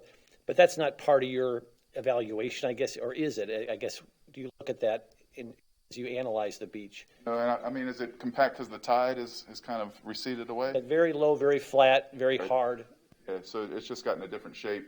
I mean, the high tide has kind of moved up a bit, and we have a lot more beach that is subject to the tide. I'm just curious how you look at that, but that helps me. Sorry. It's all right. So what's designated as critically eroded, and this is important with regards to qualifying for state funding or also TDC funding. This shows you just areas where it is eroding, and you can see again where 203 to 206, 207 is in red, which means it is eroding at a high rate, and you can also see that near Bowditch. This is from a report which I'll share with council once our emails are going again. The town paid for this report back in 2014. A lot of good knowledge in here, so I'll share that with y'all as well. So this is the area of concern that y'all have been talking about, 203 to 207, and you can see Leonardo Arms near the 204. Want to point that out, please? Point that out. Go up the screen. Just area is just it's going to be at a pressure point at a headland where subject to a lot of wave energy. One gentleman asked me over at Leonardo Arms. Chad, go ahead. Since you were in front of the mic, just say what you just said again. so people can hear you. Oh, yeah, sure. So this area at 204 it's at a headland. It's at a pressure point where it's subject to a lot of wave energy, and it is eroding. And one gentleman had asked me, "Is this, the beach had been reset? Is this kind of like where the beach wants to be?" And it's not really equilibrium. The ocean is just going to keep taking from this area, if that makes sense. So to that ECL question, so an ECL has been established from Bowditch down to Lanark. That area has been surveyed. Another kind of picture, that purple line is where the ECL has been surveyed. You can also see a purple line down south, which Councilman Veach was referring to earlier. That has been vacated. They determined that sand just naturally accreted. It wasn't placed by the state, or whatever the legalities of that were, but that no longer exists. There's no ECL down in that 203 to 207 area near Leonardo Arms. Just a quick question, so don't miss the point here. So you're saying wherever the ECL line is, there has been a survey, yeah. This survey, but there hasn't necessarily been any renourishment. Correct. And when you were pointing out to what areas were eroded, the middle part, because it seems like pretty much the whole island, right? Because from Bowditch Point all the way down to Wyndham on one section with a small gap. But inside there was also an area that you said was accreting. Still considered quickly eroded when it's accreting? So I'm not sure. So the area that I said earlier that it's accreting is down by Carlos Point Beach, down at the bottom. Right, and there's a ECL. Go back a couple of slides.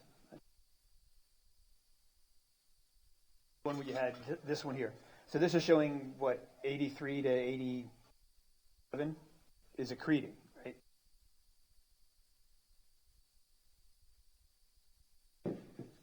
That's showing like 83 to 87 is accreting.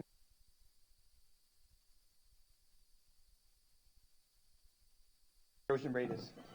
It's a minimal erosion rate, yeah, and it can be accreting in the blue to purple. Yes, sir. It's still included in the part that's considered critically eroded. Yes, sir. I don't make the designation. That's a state designation. So it's in a report that I can share with you. You mentioned that the Leonardo Arms area was a pressure point on the beach. Is that similar to where the pier is as well? Is that why we see such severe erosion around the pier, the businesses around the pier? Is that a similar pressure point, or is it a different dynamic there? Go to Mr. Michael on this one. Good morning, Michael Poff with Coastal Engineering. Thank you for having me here.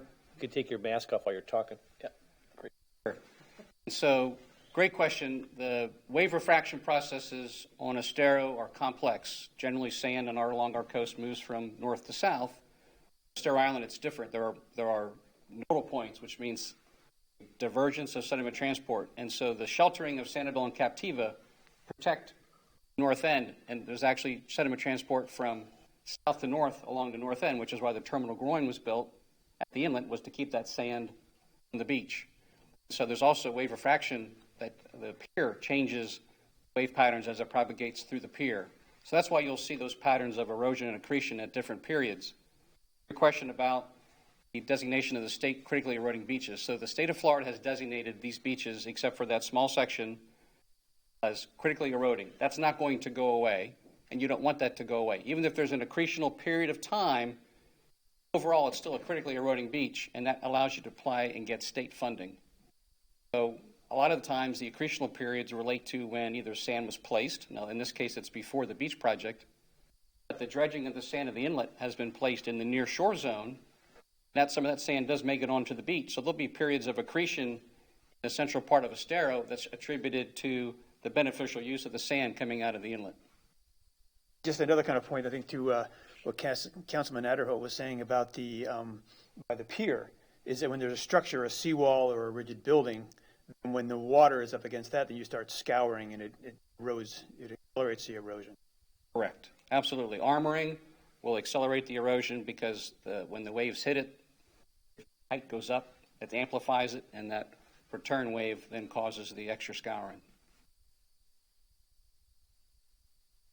One last point I wanted to cover, I think the mayor alluded to it in the M&P meeting, was the ownership issue. So the state considers this state lands waterward of that red line.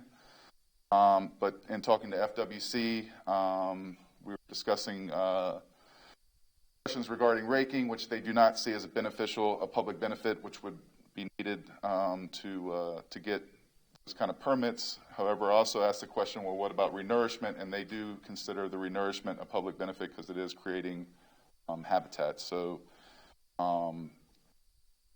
we would get that proprietary authorization in that area. And I think that's all I had in terms of slide. Oh, I have some just some pictures. This is right after Ada.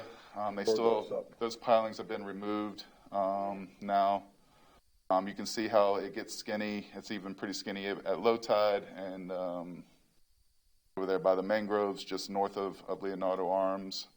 This is at Bermuda Dunes,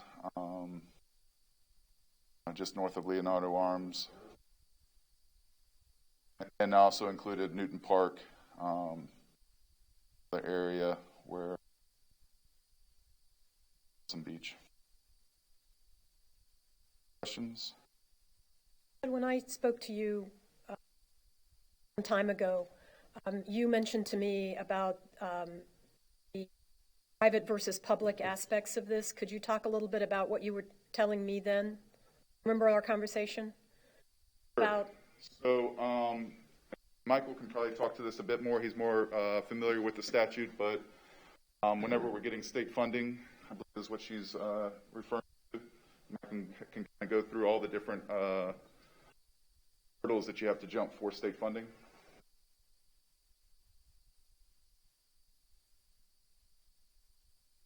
And Mike, before you start, could you distinguish between state funding that you're talking about and the TDC funding that we've been used to getting?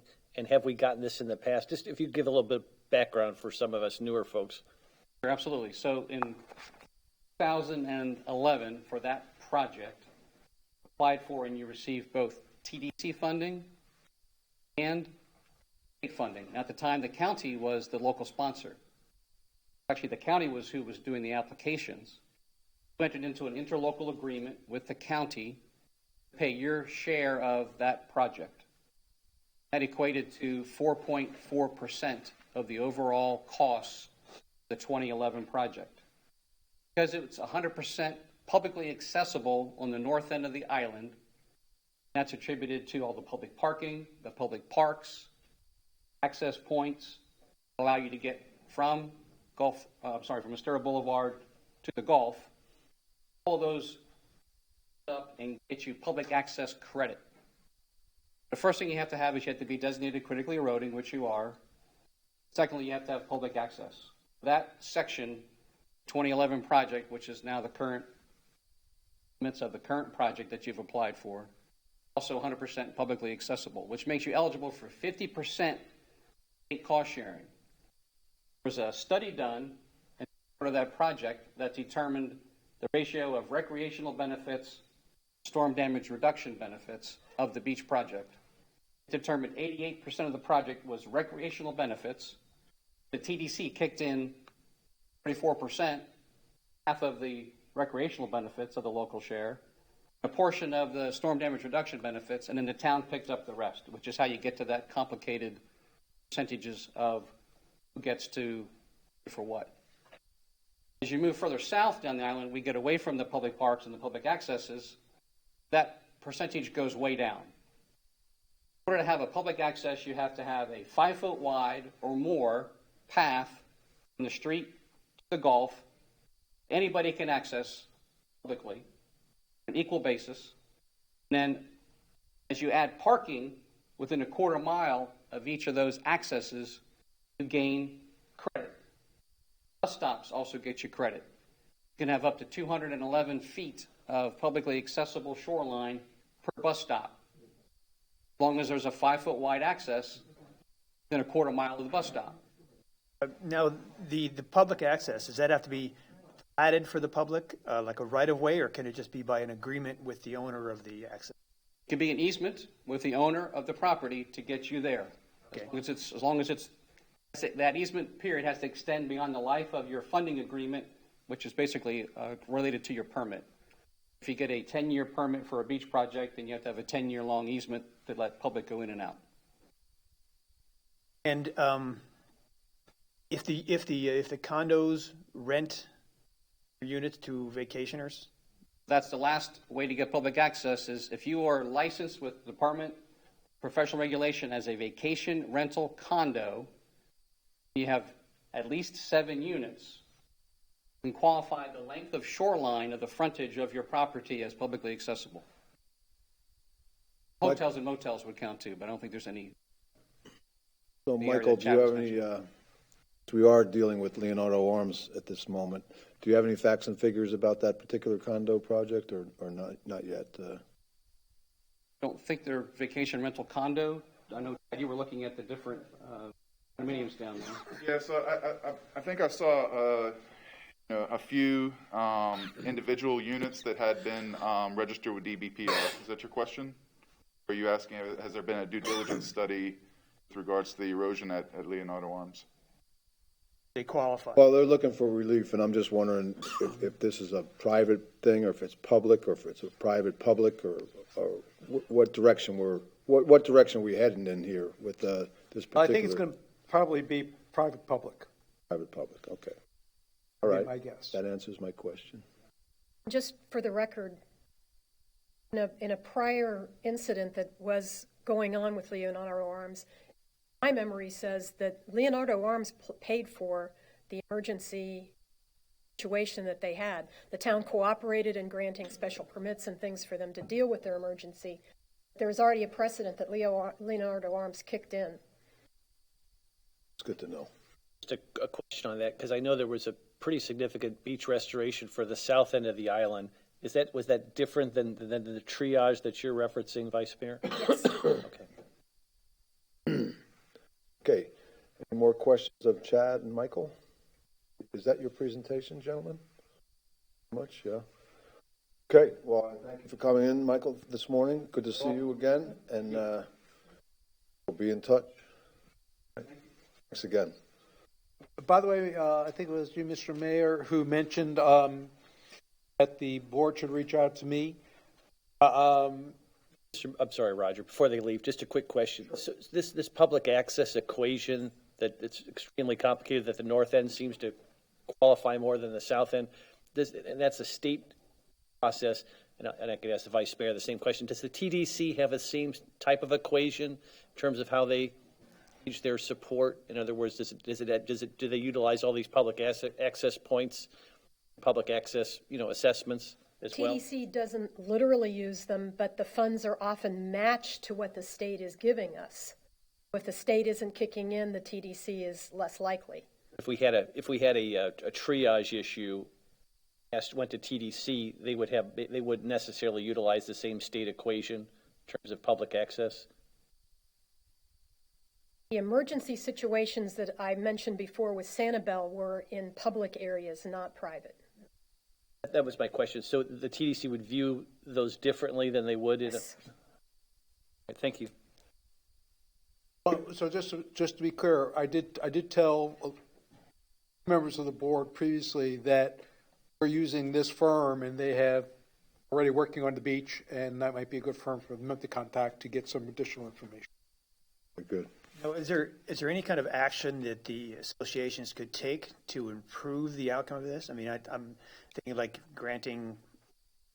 making a beach access, or changing maybe some of their codes about what they're allowed to do for rentals? Right. So again, we're suggesting, at least in the case of Leonardo Arms and anybody else for that matter, that rather than have multiple firms giving us multiple recommendations, we're using a particular firm. So we're telling these condominium associations we're using firm A.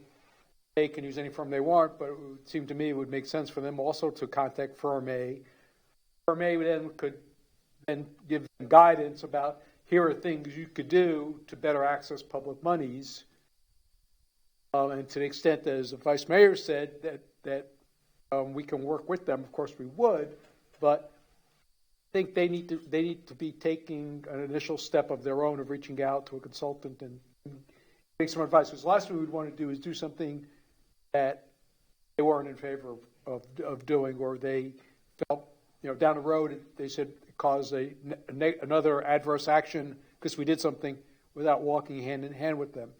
So I do believe the first step would be for them to reach out to either this firm or another firm to get some advice on what things they could do, and then if they decide as a condominium board to implement those things, then we can pick up the ball from there and try to carry it forward. That's your takeaway, Leonardo Arms.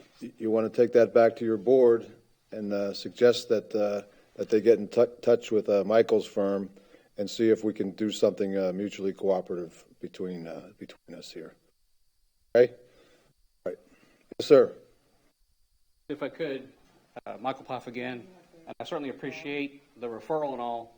And Leonardo Arms, they did reach out to us, but our policy that if we're working for you, the town, we're not going to work for private property within the potential project limits. The last thing we want to do is put anybody in a conflict of interest. If I could make suggestions right now so that all of the properties down there could be doing this together. And that would be is to answer the question. It's our understanding by talking with Steve Boutel that the TDC follows the state in terms of public access and how funding is distributed. We have worked with other municipalities and other local governments who work with their property owners in their project limits to establish the 5-foot wide public access easements through their properties that line up with bus stops or parking that will get you credit, get you state and TDC funding, and or get yourself qualified as a vacation condo rental through the Department of Business and Professional Regulation, because then the entire frontage of the property counts.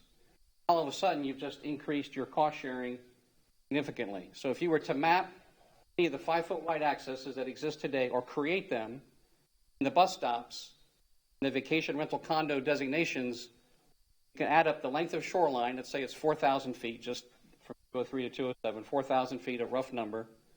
If you were to get 50% of that shoreline as publicly accessible, and the state would pay 25%, so 50% of the 50, they would pay 25%, and the TDC would pay 25% of the other 50%, leaving you and the private property owners with 25% of the cost. Michael, can you just clarify clearly we can't for each individual condo who may want to move in that direction. So would that be them working with your peers, not your firm necessarily, but your peers, for them to analyze that property and to submit a report that would indicate current criteria they meet and things they could do to get more criteria or more points or whatever the case may be? Or they wouldn't necessarily even need to hire a firm. I mean, these are pretty straightforward calculations that can be done through the Department of Business and Professional Regulation website, all the properties, and Chad, peeked at a few of them on your behalf. You can find out what the designation is. That's publicly accessible information. Bus stops are all noted on the Lee County Trans maps and all. The only thing they may not know about is if there's a 5-foot wide easement out to the beach, not platted. If it was some kind of easement, that might need. That was my internal. concern is, in my dealing with the folks who are on the board at the condo, that they're not going to be able to do it. I don't know that we're going to be able to do it for them. So I'm saying that maybe the best bet would be for them to reach out to professionals. Not you, that's fine, but for somebody to help them. And Roger, on that point, Michael, appreciate you asking the client, the town, hey, we'd love to help some of these associations, but that would be a conflict of interest. Don't we, as the client, John, have the ability to decline that conflict of interest? You rightfully approach the client, say we've got somebody else who's approached us, we see a conflict here. Unless you were to waive that conflict, which law firms do all the time, is that possible? Could we waive that conflict, John? I mean, I know you probably want to take a look at it, but yes. But for the same reasons already mentioned by the consultant, I would suggest it's not a good idea. Because it then puts them in the position and if it were to happen, make it absolutely clear, if it were to happen, it then puts the parties in an adversarial relationship that otherwise could be avoided. There are plenty of firms, I mean, Michael's firm is fantastic, but there are plenty of other firms that they Well, I can reach out appreciate it, to. but he's done all the work. It would be nice if they could utilize some And of anything we have is public record, so they could get access to it. That's a good point, Roger, yeah. So now, if they decided to, maybe if they have a bylaw, I don't know what they have or not, because they're not allowed to rent vacation rentals, can they change that, or does that run afoul with our? Well, they need to then, they probably have a board attorney, and they have to do some legwork to position themselves, maximize their ability to access government funds, minimize their downstream potential costs for the renourishment effort. Unless the council is ready today or sometime in the future to stand up and say you're going to cover it for them, but there's certain things they have to do.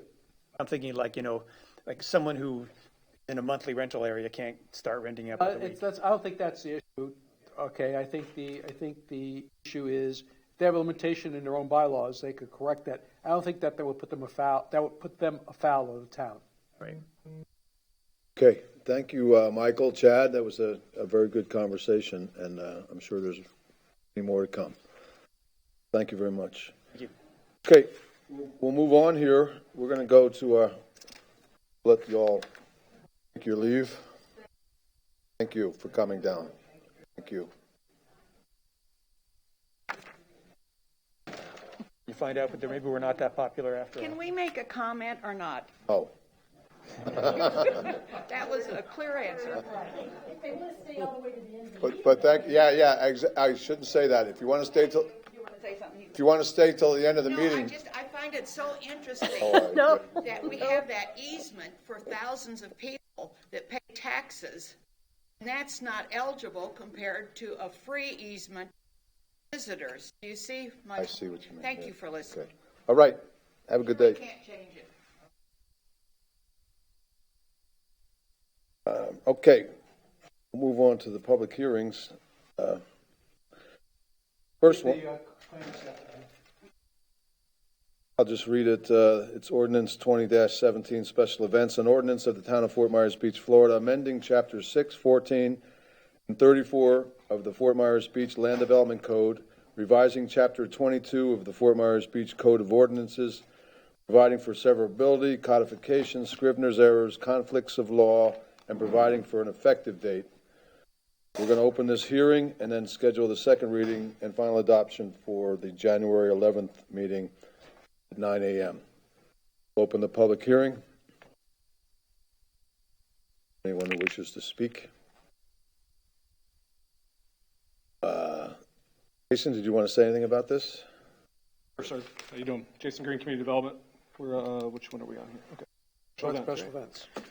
So the special events before you is two things for you: is the Land Development Code edits related to special events and some other cleanup, and then obviously amendments to Chapter 22 of the Code of Ordinances for the special events. You have your recommendation from the LPA related to the Land Development Code edits, and part of that recommendation was removing 4 and 5 of Section 34-3041. And then they also made some comments about, really that have to do with construction staging, which is number 6 under that same subsection. There was no suggested language, just encouraging you to that issue up and revise that as part of this. Other than that, this is the special events section that I know has been worked on for some time, and is before I didn't draft it myself, but we've edited some of this as we've gone to prepare it for you, and look forward to any of your comments or input that you want to make changes, or if it's good. Questions for Mr. Green? Yes, Jason. These are my notes on the many meetings I had regarding this. Yes, thank you. And I went through all of these trying to answer a question that I couldn't answer. Sarah worked on this, and she is no longer with us.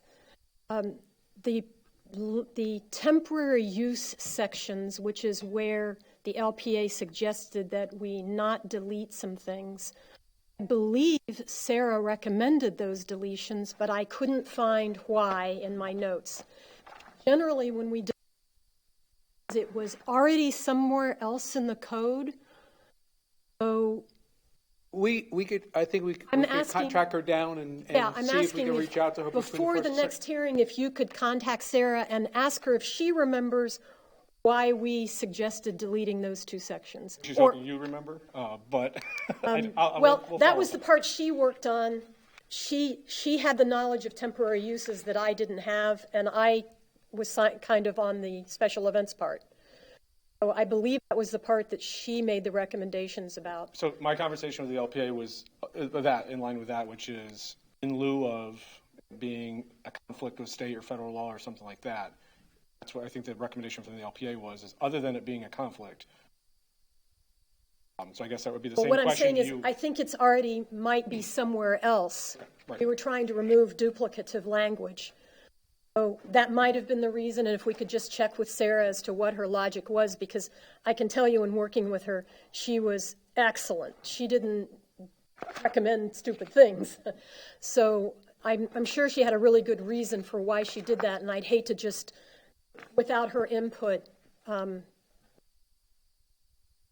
Vice Mayor, you are correct, and a question was asked of staff by the LPA in particular, just to point out Section 34-3046, which is completely stricken through temporary use of mobile home. There is another section of the code that talks about how long you can have a temporary mobile home for purposes of using it as your primary residence during reconstruction. Plus, we informed the LPA that it's very common that when there is an emergency declaration, the ability to have mobile homes as temporary housing is provided for in those emergency orders at the state level and then at the local level, and that's why it was deleted from this section, because language already existed somewhere else. You are correct. But the LPA is disagreeing with, they want to have duplicative language then? Yes, I think part of the conversation is your local regulations can be different and can be alone. And case that John gave as an example, if it doesn't work itself into a state protection here. That was I thought a he summary. said that it also existed elsewhere in our code. That was a summary of the LPA's conversation. Well, I think our best bet is to reach out to Sarah and at least be able to, at the second reading, come back to you and explain her rationale, her recommendations I'd like to for hear you to consider second reading. Any more questions of Mr. Green? I've got a couple, and this is mostly try to help me understand some of this. Sorry. No, please go ahead. Okay. You did see. The first one is in section 22.1, you start out, it says "an activity." Should that be any activity?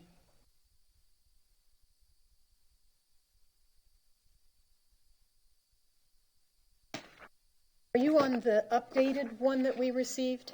I am not, but it's the first section of, I have like, there's two copies in here, and I was trying to work with the attorney to figure out which one. But the area that was stricken out where it says special event says any activity, and the area they replaced it with says unactivity. So it's a trivial thing, probably maybe a typo. I don't think it's a typo. We lifted that language from another town. We're defining what a special event is. A special event is a single thing, an activity. Even though the previous definition was any activity. Well, we didn't like the previous definition, and we were trying to improve it. Just asking for a clarification. Yeah. The other thing is, okay, I'm reading through the activities, and it kind of gives the summary is as long as you're not impeding flow of pedestrian or vehicular traffic, and you're not using any kind of public property for anything, then you have some exemptions. But then, and it's in 22.1, but then 22.6 mentions farmer markets and flea markets, which on our island are usually on private property. It can impede the flow of traffic. I am personally familiar with, and that's the reason we put it in, that the farmer's market has backed up traffic on Estero Boulevard, so therefore they would fit within the definition of. I was kind of reading, it's like these are exemptions, but these are 26 is the ones where you do need it, even if it is exempted on 22.1. Yeah. John, what is the difference with the updated one? It's just an issue of formatting. Okay. And moving things substantively. There are no significant changes between it, but it's formatted in a way that is going to make it easier for Municipal Code Corporation to codify it. Just wanted to make sure there weren't any That's it. meaningful changes. And John did inform me there was a new copy, but I already had a considerable investment in sticky. Go back at that point. One other question I have is on 22.2, where it was changed to say that, in my reading, that someone may promote or advertise an event before they get the permit. So that was specifically changed. I'm just thinking that, was it no? Am I reading that wrong? I'm reading that wrong. Never mind. Okay. Anything else? For me. Councilman Adderholt. Just a parliamentary inquiry, John, I guess. I watched the LPA hearing, and there was significant conversation about whether the town should require a permit for a garage sale. The LPA struck that language. Is the version that's going to second reading, does that version continue to strike that language? No, they recommended that the ordinance comes to you as written by staff, which provides for the need to get a permit for a garage sale. We want to make it very clear that the LPA recommended deleting that. They thought it was onerous. I already had it. That really was the answer. Now, whether or not it's working properly, that's a different issue, but we currently have a regulation in effect that requires anyone having a garage sale to obtain a permit from the city, from the town. On how many permits has the town authorized in 2020 thus far for garage sales? I don't know. Has the town issued any permits for garage sales in 2020? I don't know the number. I don't know if we've had any applications for. Okay. So either we're not enforcing what's perceived as a regulation, or people aren't applying, and therefore theoretically violating the town's policy. I would just, as one counselor, support the LPA's recommendation to strike this language from this particular version as it goes to second reading. And Jim, just so you know, the committee that worked on this was kind of ambivalent about the whole garage sale issue. Remember, I listened to that, yes. And he put it in just so you know that other communities do include it. We didn't have strong feelings one way or the other about whether it was in or out. I would say to the Vice Mayor, if we could strike that language, this ordinance will have my full 100% strong support. You could probably save an hour of our lives debating garage sales, but that's just my personal thought. Is there any consensus amongst the group today? I agree with Councilmember Adderholt. I think I know of one instance when there was somebody who was having, a garage sale every week first.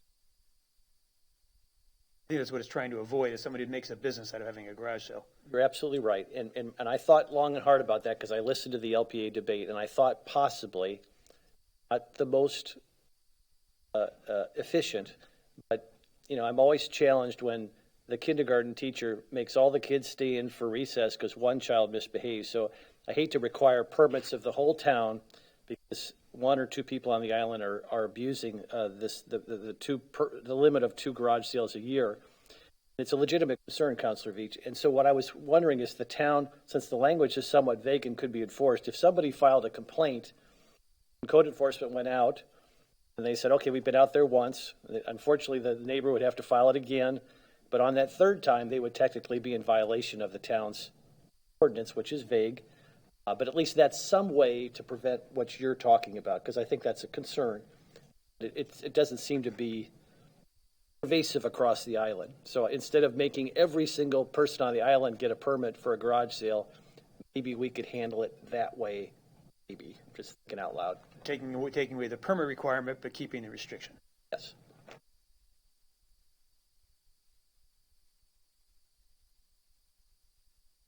Consensus, is there any feeling about that one way or the other? I realize that probably makes enforcement, like you said, a little more difficult. But I think that I agree with that. Okay, all right. Just consensus there. Okay, I opened the public comment earlier. I never closed it. Is there anyone else from the public that wishes to speak to this? Getting up to speak, Mr. Schaub? Okay, good. Wasn't sure if you were getting up to do something else. I can practice a little more, I guess. Okay. All righty. For the record, my name is Chris Schaub. I don't know whether this special event covers this or not. I tried to read through it on my laptop this weekend and couldn't find anything about it, but hearing the council, or somebody said could be a one-person event. There's something that goes on the beach that bothers a lot of people, and it's quite regular. I believe me, I have no problem whether you're Baptist, Catholic, Presbyterian, or whatever. But there's a man that will come out with video cameras and megaphones and preach. I just know for a fact that when I listen to the people around me, it really offends a lot of people to have that broadcast over a megaphone. What reasons he has to do it, and all be debated, but I don't know whether that's something in a special events. I don't know that it is either. Maybe I'm too late because of the first reading already been done, but it is. I've seen a lot of people complain about it. It offends them. All right, thank you very much. I want to say. Thank you. Anyone else wish to comment? Okay, we're going to close the public comment. Get back to the council. Is there anything further to add to this that we haven't already beaten up on here? Not, we'll move this to the second reading and final adoption on January 11th. I think we need to have a motion. And A motion to move it on. I'll move that we schedule ordinance -20-17 for a second and final hearing on January 11th at 9 a.m. I'll second. As amended. As amended. Seconded. Second, as amended. Any further discussion? Any objection? Passes unanimously. Thank you. Okay. So the next ordinance is 2018 Water Supply Facilities Work Plan, an ordinance of the Town of Fort Myers Beach, Florida, adopting amendments to the Town of Fort Myers Beach Comprehensive Plan Utilities element to update data and analysis and the goals, objectives, and policies related to water supply planning requirements of Chapter 163, Florida statutes, providing for severability, Scrivener's errors, conflicts of law, and providing for an effective date. Public hearing is open. Morning. Jason Green, Community Development. I'll just give a brief intro and summary, and Tim can kind of summarize what they did real brief. Essentially, it's an edit to the utilities element. We are required as a town to do that, and they can go with the statutory requirements a little bit for you. This completes that process. It'll go off to DEO, Department of Economic Opportunity. That's what you're transmitting it to. They'll do a review, and then they'll send back any comments or approval, acceptance of it, and then it'll come back before you for a final adoption. Hopefully March 1st or whichever the first meeting after we receive your comments and can advertise. Again, most of the changes were updates to data analysis and then some goals, objectives, and policies, and that's going to be evaluated. The town's got a little bit of easier process since we buy bulk water. Another community that may be generating and creating water. It's a little bit more complicated when you have to do that. I don't know if Tim, you want to add to it. But what's presented to you is what they've completed, Tetra Tech, as being satisfying the state statute requirements for the water. So just in English, what we have to do is prove that we have a water source for the town's properties. So you look at population, you look at need, demand, you look at conservation, you look at other things like that to ensure providing sufficient water for a 10-year. Questions? Yes. On the bottom of page 128, we are deleting the section that says the town should take the lead by example by installing ultra-low flow plumbing fixtures, etc. Why did we delete that?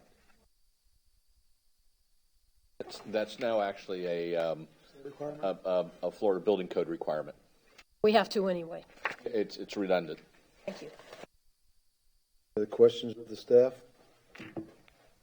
No, we get our water from Lee County, right? Lee County is doing quite a bit of development. I hear a lot of talk about, potential problem with water supply due to getting rid of the recharge points. And I know this is not really part of this document, but are we at risk because of maybe if Lee County gets overextended with their water usage? Well, they need, the way it works is that they need to be documenting to the state every time they grant a development, they have the capacity to supply that new development with water. So that's how that process works. So theoretically, they're not finishing our water supply to provide water supply to them. But, how Lee County manages it, I can't tell you. But that's what they should be technically. The questions of the staff? Thank you very much. Open it up to the public for public comment. Is there any public comment to this matter? I forgot to mention, if any public listening or watching want to be notified directly when DEO responds, they can direct notice. Thank you very much. Anyone from the public wish to comment? If not, we'll close that. Is there a motion to move this on to the second reading and final adoption? Move to at ordinance 20-18 for second hearing and final adoption on March 1st, 2021 at 9 a.m. Second. Moved and second. Any further discussion? Objection? Motion carries unanimously. Okay, the next one is ordinance 20-19, height and setback requirements. Ordinance of the Town of Fort Myers Beach, Florida, amending the definitions in the Fort Myers Beach Land Development Code and amending Division 3 of Article 3 of Chapter 34 of the Fort Myers Beach Land Development Code, entitled Explanation of Property Development Regulations for All Zoning Districts, revising height and setback requirements, providing for severability, codification, Scrivener's errors, conflicts of law, and providing for an effective date. Public hearing is open. Again, Jason Green, Community Development. What you have before you is draft changes to, as you mentioned, several sections of Chapter 34 of the Land Development Code. It is essentially draft that was presented back in March. I think it was February and March. There were some meetings and council conversations. There's a couple things that were left unfinished after that meeting, so I believe it was about 5 days later when emergency orders were flying around after that. Essentially what it does is it incorporates the items that were agreed to by the council then and completes there's a question about when to increase the setback. So the conversation has been going from 7.5 to 10 feet at what lot width was one of the items. And so 70 seemed to be the consensus at that time, even though it wasn't correctly finished, but 70 is what's in here as being 70 feet and wider. We'll have a 10-foot side yard setback, and less than that we'll have a 7.5. What about irregular lots? How do you measure the 70 feet if the lot is not rectangular? So there's another section of the code that talks about how to measure, where do you measure that setback, where do you measure the width of the lot. So generally it's at the setback. So the setback, when you set back about 25 feet, that's not there. It's one of the things we'll also be bringing back to you later on is that the right way to measure the lot width. So you might have pie-shaped lots, you might have some other irregular. It's on the street setback and then the width at that point. Further questions of the staff? Didn't mean to interrupt you, though. No, that's all right. So that was one of the main issues, was the setback, the 7.5 moving to 10 feet when it's 70 feet or wider. There's also some revisions in here talking that were consensus of height. It adds 5 feet to the maximum height, but then measures from a different point, the median, or the mean and the roof line, which is more consistent with some of the communities around us and how.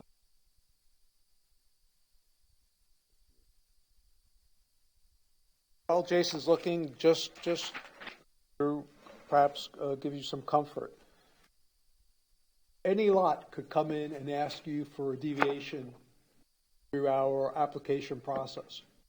Or even if it doesn't meet our criteria that you may be establishing today, it doesn't prohibit someone from coming through our application process, ask for a deviation, or go to the LPA and ultimately to the council to consider.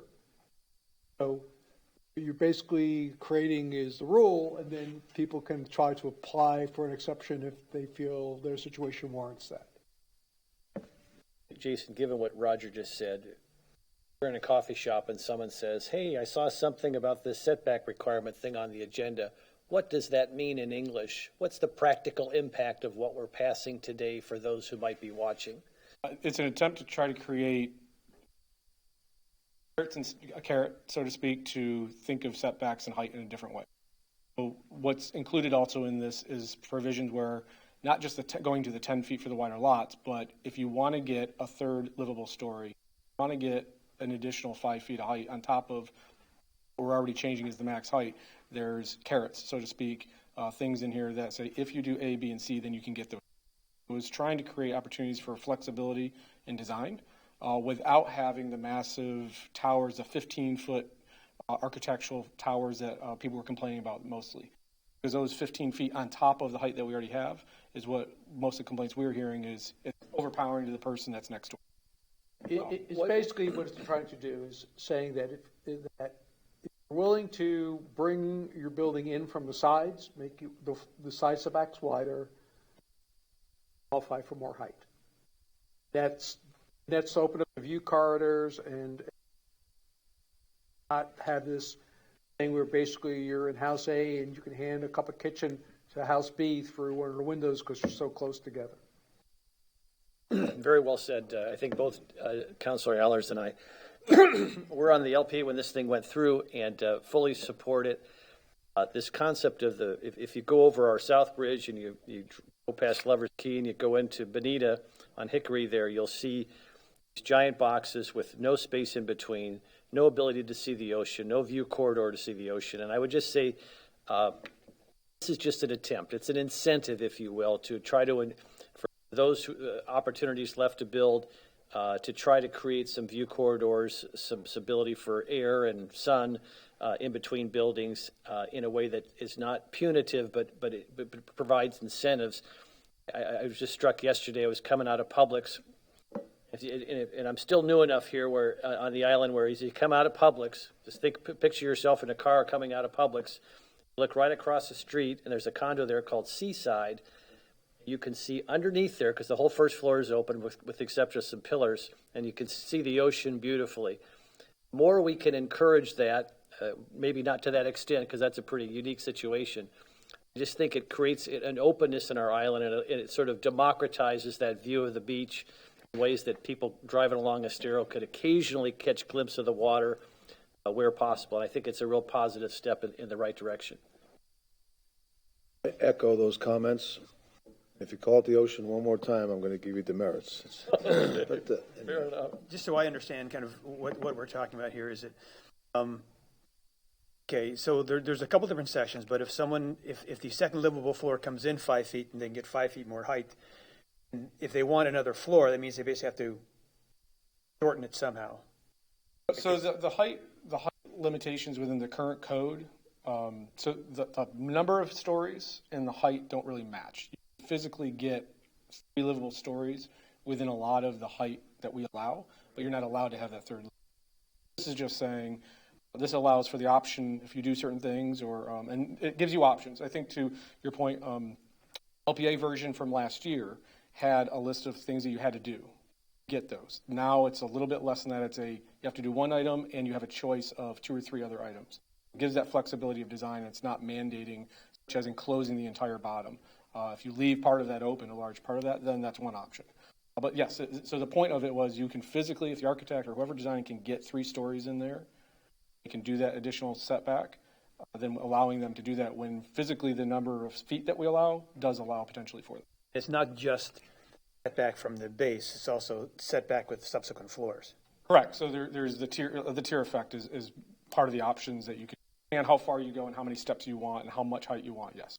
And I understand the intent of that is so you have not blocking as much sunlight, plus it gives you hopefully more interesting architecture than the big blocks that.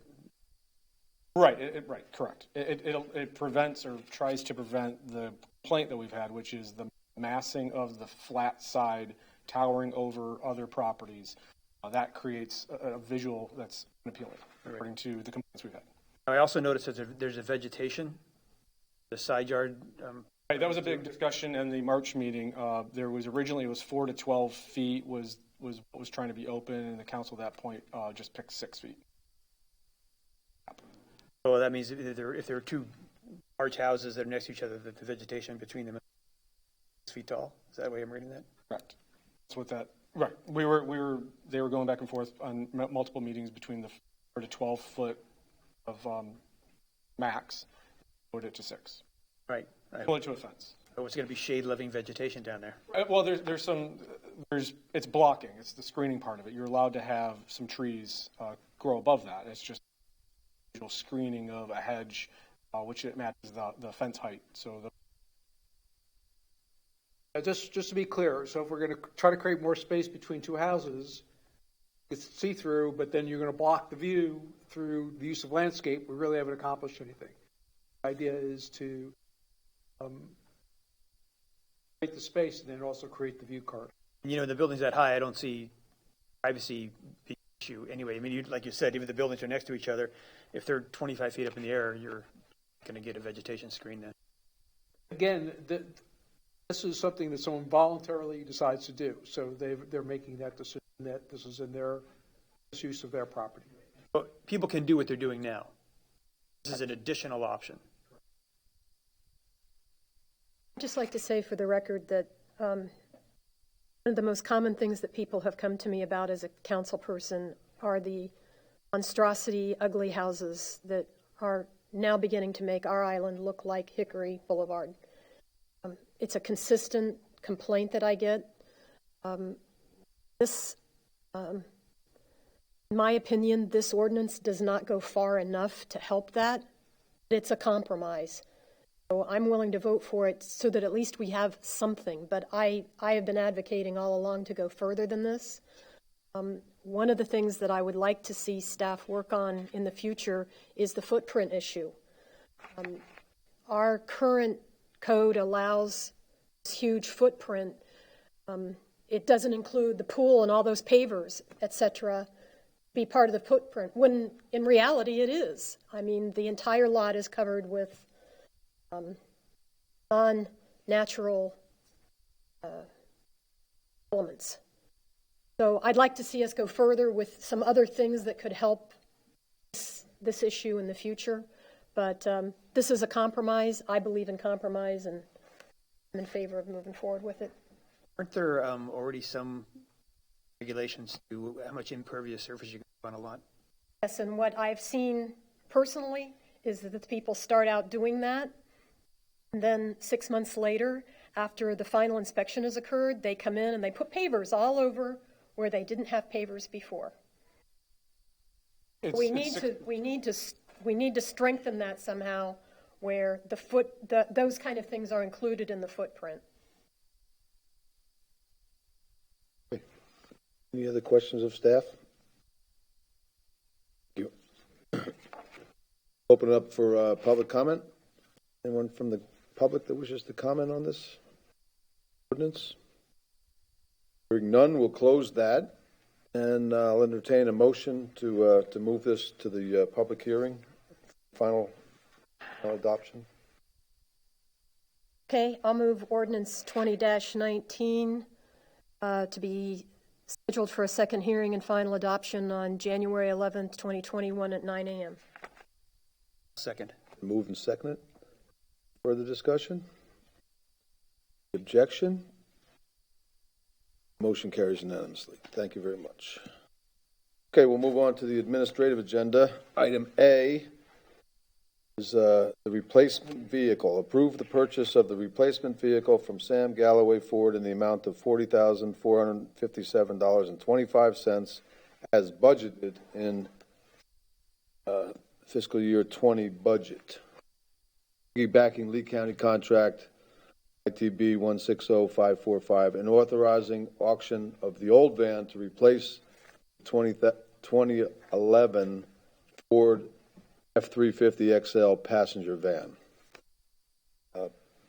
Is there a motion to approve this transaction and action? I'll make a motion to approve the van. Second. Moved and seconded. Any discussion?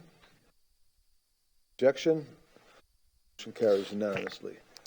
Next item is B, wire transfer policy and procedures. Approval of wire transfer policy and procedures as recommended by the external auditors. Is there a motion to approve this policy and procedures?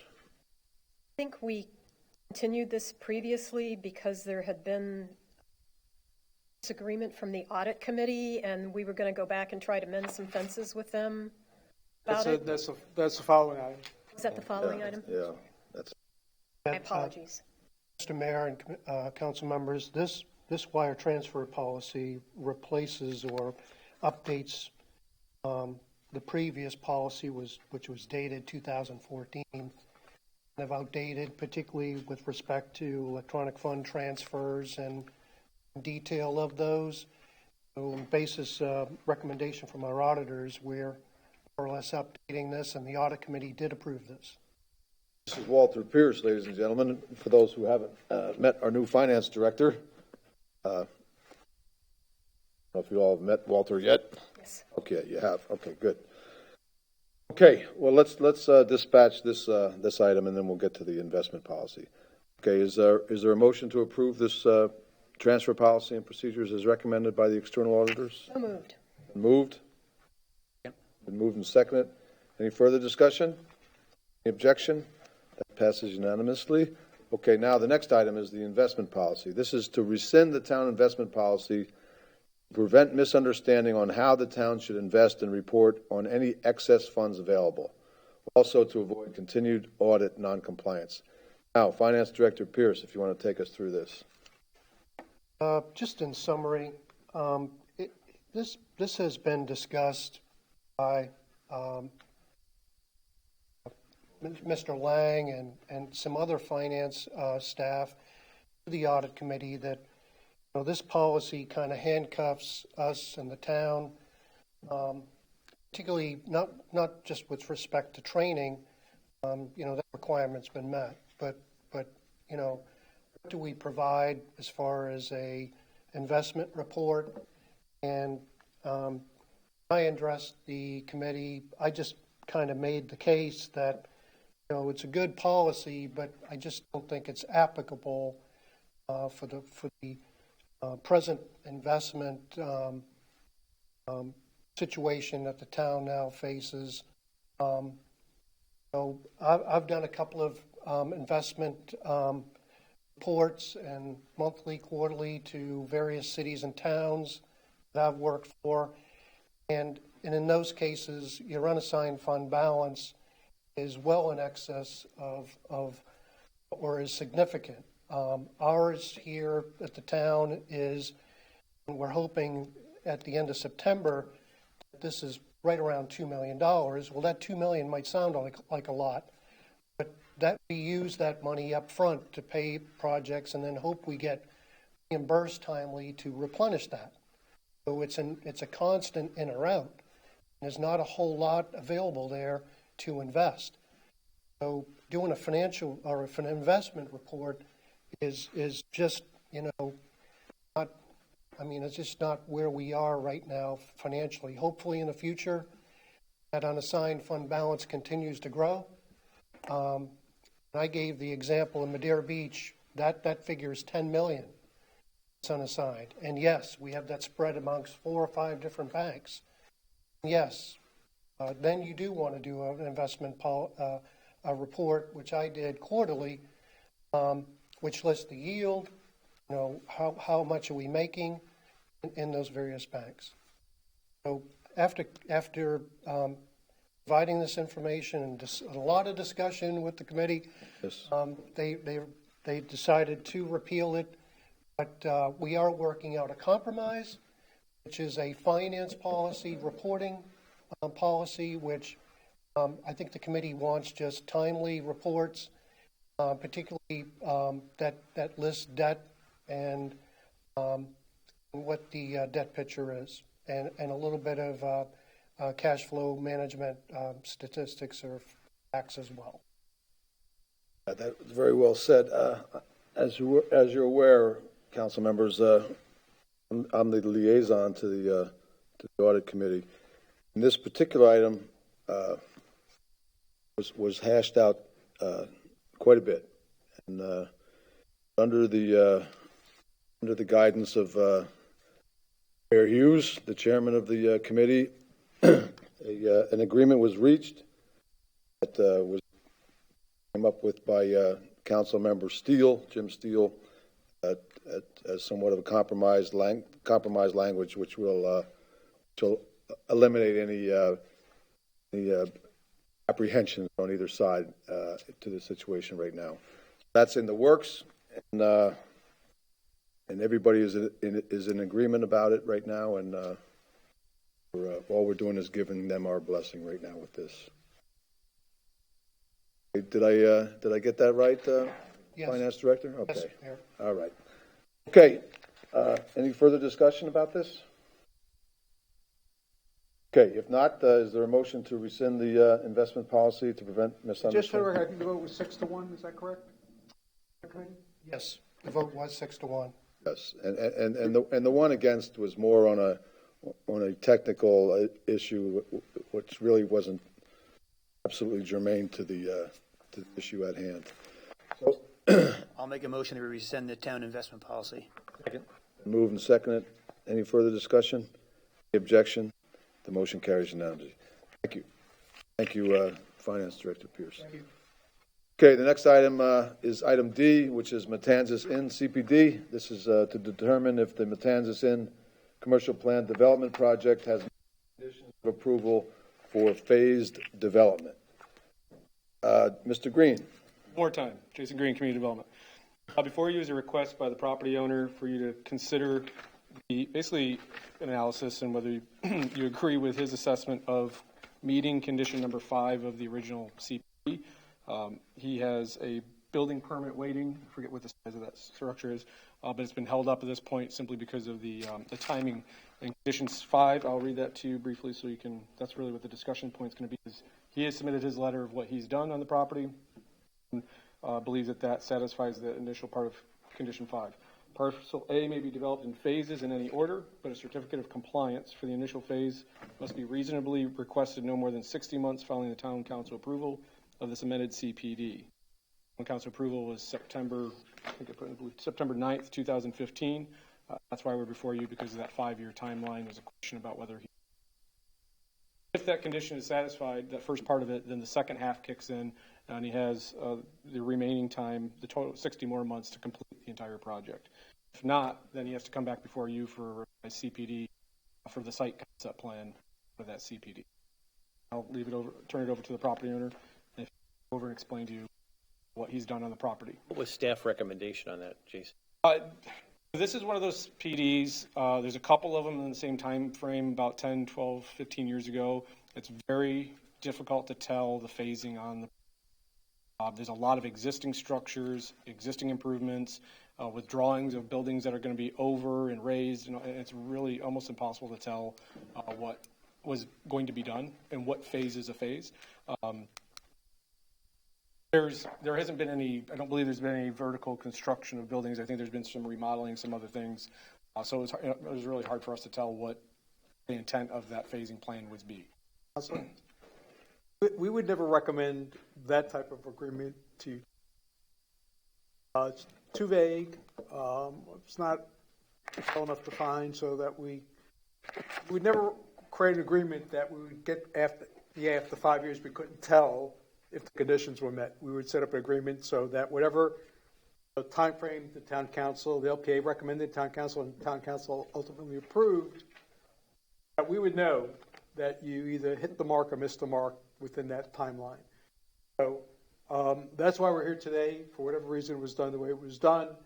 And I guess our choice is to sort of ride this out to its point, or to bring it back for further review, further refinement, so that sometime in the future these decisions will be clearer. The resolution I'm looking at is from 2015. I know it was just an amendment. We had the opportunity to iron these things out then and didn't. So it was approved well before that, and then in the 15, what ended up happening, from the records, it looks like it kind of restarted the clock. So actually those conditions were there from before. I forget the original date. Maybe it was 2009. So there's been a lot of revisions. That's what also makes this thing a little more complicated. In 2015, it restarted that clock. Yes, I would agree with you that should have been probably addressed for clarity at that point. Mr. York wants to say anything? Hi, good morning. For the record, I'm Doug Spearensmith. I'm the property owner at Matanzas. Sorry, Doug. Thank you for your time today on this, and I regret that perhaps overly complicated. We did the amendment in 2015. We had the simple idea of just adding a parcel to the and then change the phasing plan a little. That approved. Got complicated, and a whole bunch of changes to the CPD agreed to, and the language changed, basically rewritten. And it took on the character of the staff at the time, and Rexanne, you were on council. And it actually, what I thought was going to be simple, got complicated. We did an awful lot of hearing time and council time, labor time, trying to sort out all the things. We've just been operating under, since the 2015 approval, we've just been trying to operate under what we weren't very happy with the language at all. But we had agreed to it, and we got the development order. Redevelopment plan is complicated. Underlying circumstances of timing got complicated. There was phasing relating to the restaurant expansion. There was phasing on the redevelopment of the existing hotel, which we are trying to do with this permit. So we've been operating, I think, in good faith, and I think we've done an awful lot of positive things. Right. But I think this language is confusing, and I think it's cautious. The reason to put everybody under notice, but it should go to council.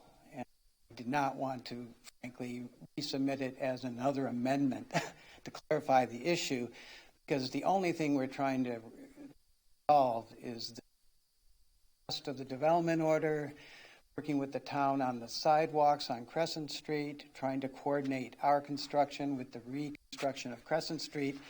There's been an awful lot of discussion, and it has been complicated, and I certainly underestimated how complicated this is.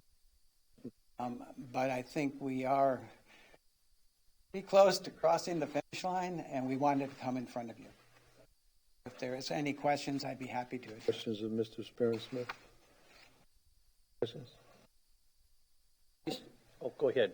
I don't have a question for Mr. Spearensmith, but request motion, I don't know who wrote it, but it seems to be really vague and all-encompassing.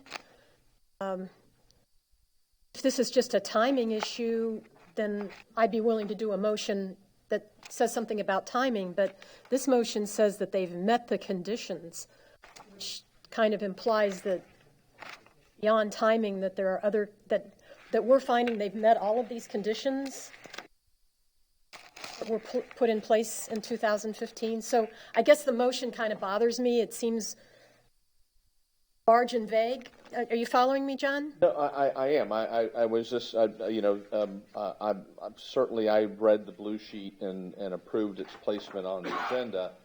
But as there's this discussion, I'm somewhat concerned that you all are ultimately going to be asked to make a determination whether or not this project is or isn't in compliance with the DO in a generic sense. Yeah. To that extent, that it needs to be, kind of roll back and say, well, let's put everyone under oath, because I think it falls within the confines of being quasi-judicial hearing, because you're going to be making findings of fact on this particular piece of this particular development order.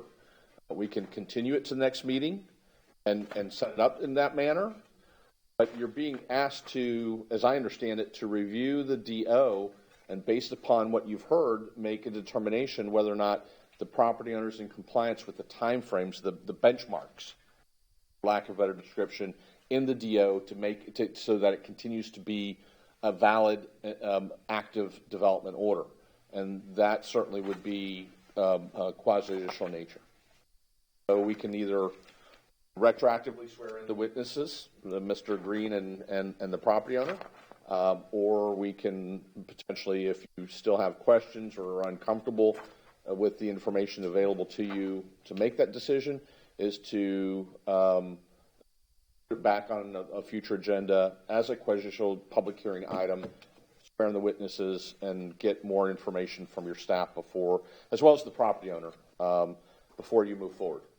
What would your recommendation be? Which of those two choices? My fail-safe advice is always be more conservative.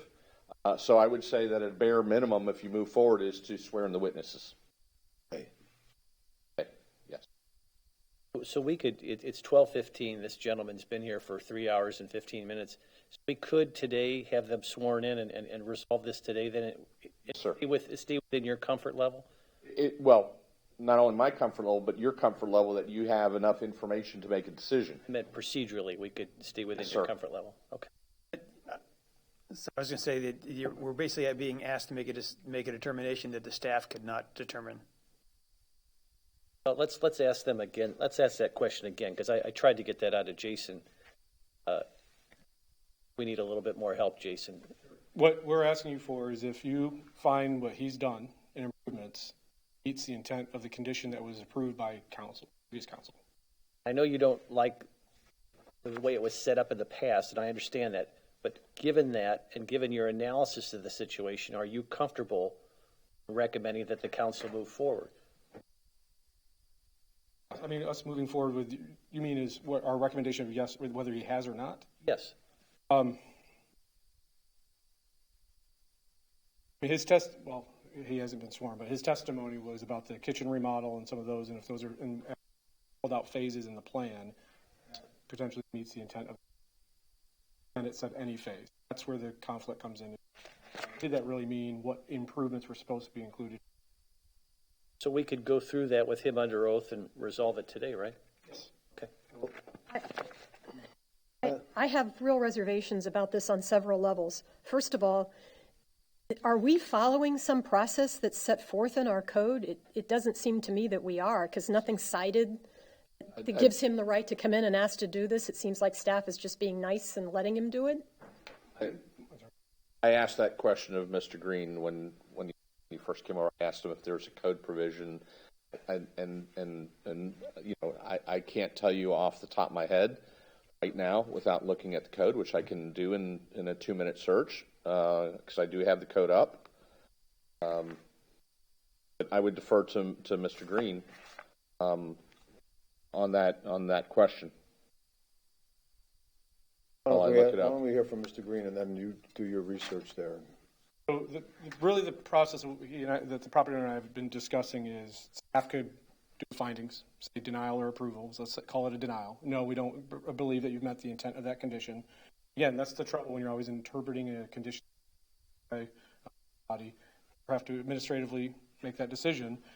Then he could have appealed it, been before you doing the same thing that we're doing. Process. We just discussed coming before you as a council. Look and read the condition that was approved by a council. And we kind of, I don't want to say we skipped that part of it, but those are the two before you for discussion. Well, that again, seemed... I struggle with the getting into the interpretation of language, specifically approved conditions, right? It's not land development code stuff where there's a specific process. This is a specific condition, unique language that was approved by a council and adopted in a public. It seems kind of loosey-goosey to me how we're doing this. I can tell the rest of my council members that when this came before us in 2015, Mr. Spear and Smith may say it was simple. No one else saw it that way. We had a ton of public interaction regarding CPD, and I feel like if we go forward with this today, that a lot of people are going to be unhappy that had input into this before. Was hesitancy from folks about TDC issue because of lack of public notice and input. I mean, we had hours of hearings about this previously. We had, in my memory, dozens of people who came and gave public comment about this. So I don't, the process is making me uncomfortable, and B, the way it's come through is also making me uncomfortable. Anybody else feel the same way as the Vice Mayor? I agree. I would like to have it moved on and take a little better look at it. This, the staff's perspective also. Because I'll admit I'm not 100% up on what was talked about in 2015, so I'd like to go back and take a little look at it and see. It seems to me that staff should be giving us a denial before this comes to us. Or a denial that says, we're denying this because we're not sure of what this means. I mean, you could be that neutral in your denial, but why it's being appealed to us when you haven't denied it doesn't seem to, you appeal to the council when there's been a denial. Other comments on that? Just, I got one kind of question. So I'm kind of trying to read through this condition 5 where it says, phases in any order, but a certificate of compliance for the initial phase must be reasonably requested no more than 60 months following town council approval. So the vagueness there is in this initial phase. So he has applied for some certificate of compliance for something. Correct. If you look on page 229, that's the letter that he provided that outlines some of the items that he believes are completed that satisfy that condition. So there's things such as initial expansion of the restaurant in late May 16. There's he references some hurricane damage and some other things. There's some items in there that he's referenced as his argument of why they satisfy that condition. And they have been, he has applied for a certificate of compliance. Those have been completed. Right. Yep. All right, Council. The question before us then is, do we put these two gentlemen under oath and dispatch this today, or do we set it for another hearing at some future date? Are you looking for a motion? I'll move that we move this to a future date and that a staff report be included and that we conduct it as a quasi-judicial hearing. For second? I'll second that. Move and second. Discussion. Just to be clear, we're not revisiting this entire approval. We're just looking at whether or not he qualifies. Section 5. Whether he's complied with a lot of stuff. Good. I may say two things. The reason I felt this wasn't a big issue was when we used up 1,000 feet of our restaurant expansion and we pay our impact fees and we ran the restaurant, I thought that would qualified as a phase 1. or at least, something, because we used up some of our approvals, we paid our money, and we built the building. It was sort of not even on my radar, to be honest. And time goes on. We're operating under the DO, where we trying to satisfy all of staff's comments. We're not asking you to attest to that we're complied with every condition of the approval or even the DO, because staff can do that. That's what the motion says, Doug. So I'm asking you to accept that the efforts to date and the expansion of the restaurant 2016 at phase 1 and the 5-year clock doesn't matter. The 10-year clock still is running. There's lots of nuances in the final building permit approval that will have to be figured out, including the final sidewalk plan. We still have work to do, but it's been on hold for a long time while we're trying to sort out.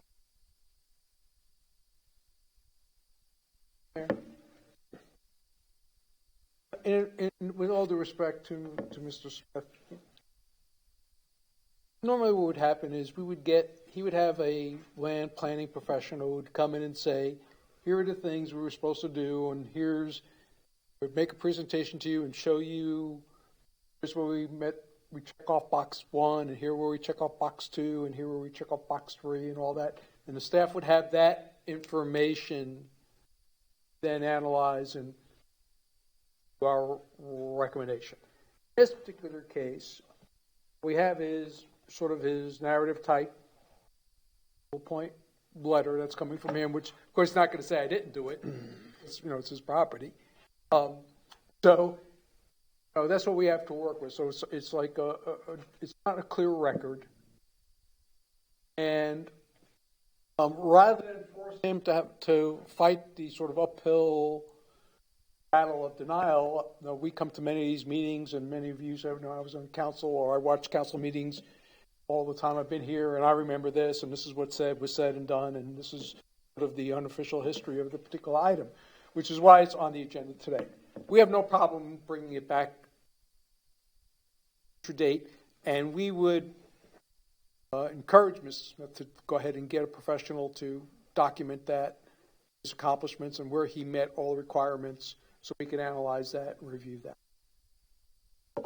Okay, thank you. Okay, Vice Mayor, I'm going to ask you please to restate your motion, and we'll move on with this. If I remember correctly, my motion was that we continue this matter to a future hearing, which will be conducted in a quasi-judicial manner, and that blue sheet will include a staff report. I don't remember if I said anything else. That was it. Thank you, Amy. Dan, you seconded that? I second that. Any further discussion on the motion? Any objection to the motion? I object. I like the fact that the town's trying to work informally with this business owner in good faith, and I appreciate the Vice Mayor wanting to flesh this out more as well. But I don't want to discourage this approach by the town for an informal approach to trying to solve these kind of problems. I think it's an interesting comment, considering you were the guy who wanted more public input about bathrooms. Well, and yet we had a lot of public input on this. I'm just voting no. If you want to disparage me every time I vote, that's fine. That's your right. But I'm just voting no. I stated why my objection is. You can compare it to every other vote. You're not always going to get a 5-0 vote. So I don't think it's necessary to make disparaging comments anytime a member votes. My apologies, Mr. Outerholt. Didn't mean to be disparaging. Okay, I'm also going to vote against the motion, only because town attorney said that we were well within our wherewithal and rights to do what was going to be done today, and I value his opinion. So anyhow, so the motion wins with a vote of 3-2. Well, Vote. No, I'm reconsidering? No, I'm not necessarily reconsidering. I understand what the Vice Mayor is saying. I just think that, it almost seems like it's putting in the context that we are going through and doing this, when it seems like what I'm reading in this section 5, it's sufficiently vague to favor the builder to say that, initial phase could be anything, and if he's got a certificate of compliance, I get the impression that he's coming, I don't want to put words in his mouth, because he just doesn't want to get too far down the road and then find out this is going to be a problem for him. Let me just correct that, because it's an important fact. He has come in for another building permit under this process. The staff has not granted until this issue gets resolved. Okay, so the motion carries 3-2. Next item. You haven't we voted don't yet. voted. I'm still I thought we did vote. I'm sorry. So, we did vote. but that essentially, we're still under the permits he's asking for are ones that were granted 5 years ago. Part of this, under this umbrella, under this development order. Yes. Yes, assuming you're comfortable that the preceding conditions were met. Yes. No, I think I'll vote in favor for it, just because I think I had a little more time to hear what the staff has to say and clarify some things. Okay, any further discussion? Hearing none, the all voted. The motion carries 3-2. Okay, the next item is final public comment. Anyone from the public wish to comment? Mr. Schaub has stood up once again, ladies and gentlemen. I'm going to talk about your item. So, Mr. Mayor, if you'll. Actually, it was a public comment about our traffic situation. Go ahead. Because we've talked about traffic for I don't know how long, Ray. 30 years, 35 years. More than that. I don't know what the problem is driving out to Sanibel and see how they took care of a lot of their traffic problems. I'm going to be a little bit like your lobbyist. I have nothing against the sheriff's department. They have never arrested me. But I see a difference between the sheriff's department doing this and Sanibel Island doing this. I know it's a four-way at Sanibel. And I know that you'll never put the traffic onto this island like you want. But to get it off of this island be tremendously improved by just looking at what Sanibel does. They have somebody at the four-way. They have somebody at the next intersection. And you talk about the cost of this with the sheriff's department. We have beach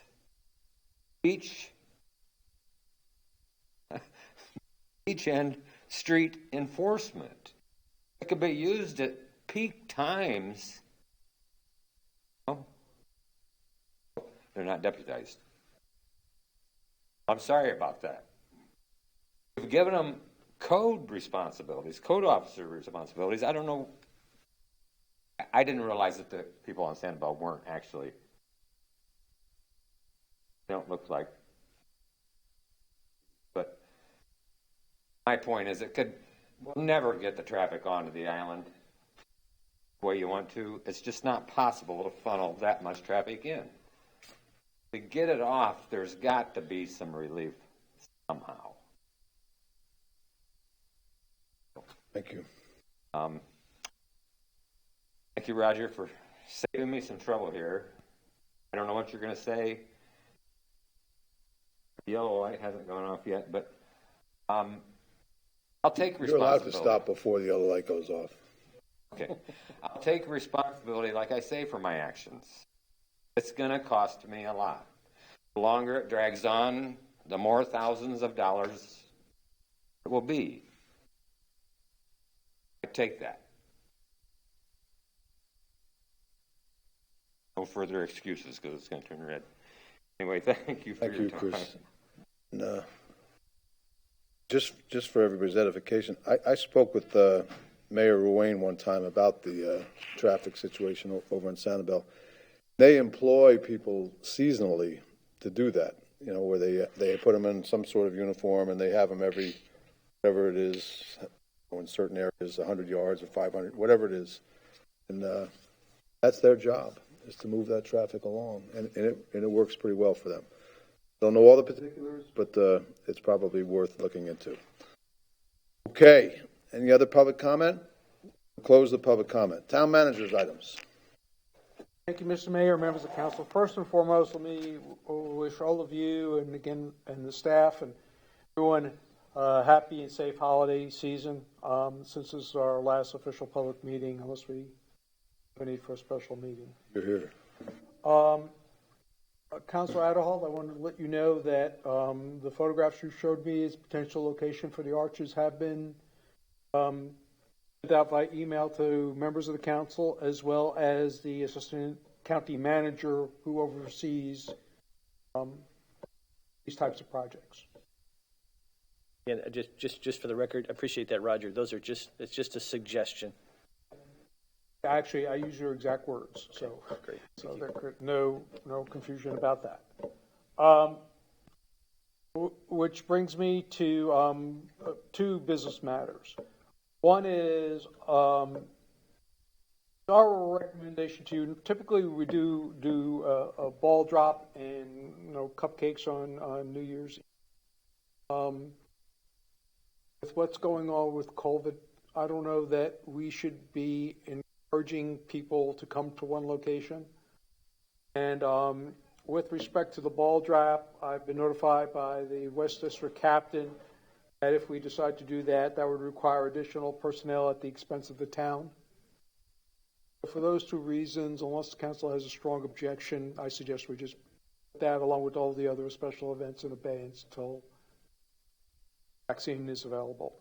I did speak with the cupcake ladies, who said that they did not want to endanger themselves by being out giving out cupcakes, but they had no objection if you wanted to buy some and just set them out for people to take. Bedlam. Okay, well, that's the cupcakes. How about the ball drop? A way, Roger, that we could do something similar virtually through the town's Facebook page or something, if somebody wants to follow along with it, just to create some sort of semblance of what was. Sounds like Lawrence Welk to me. Yeah, we could try to do something virtually. It's a suggestion. Anyone who wants to be looking at our Facebook page at 12 o'clock or 11:59, sure, but I hope they're have other better things to do. You kidding? Champagne in the town's Facebook? Come on.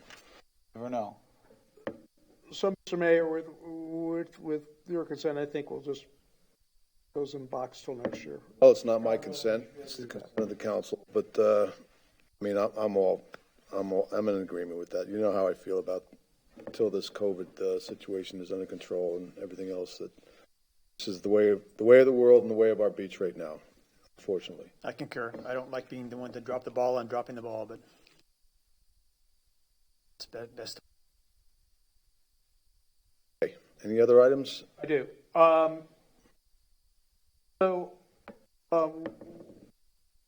I think Chris has tried to do what he could do to rectify his situation on his permit. I don't know that chasing him down for better information is really going to be that much more successful. The short version is he missed the deadline in the code. My understanding that's because of a new property owner and a renegotiation that had to happen.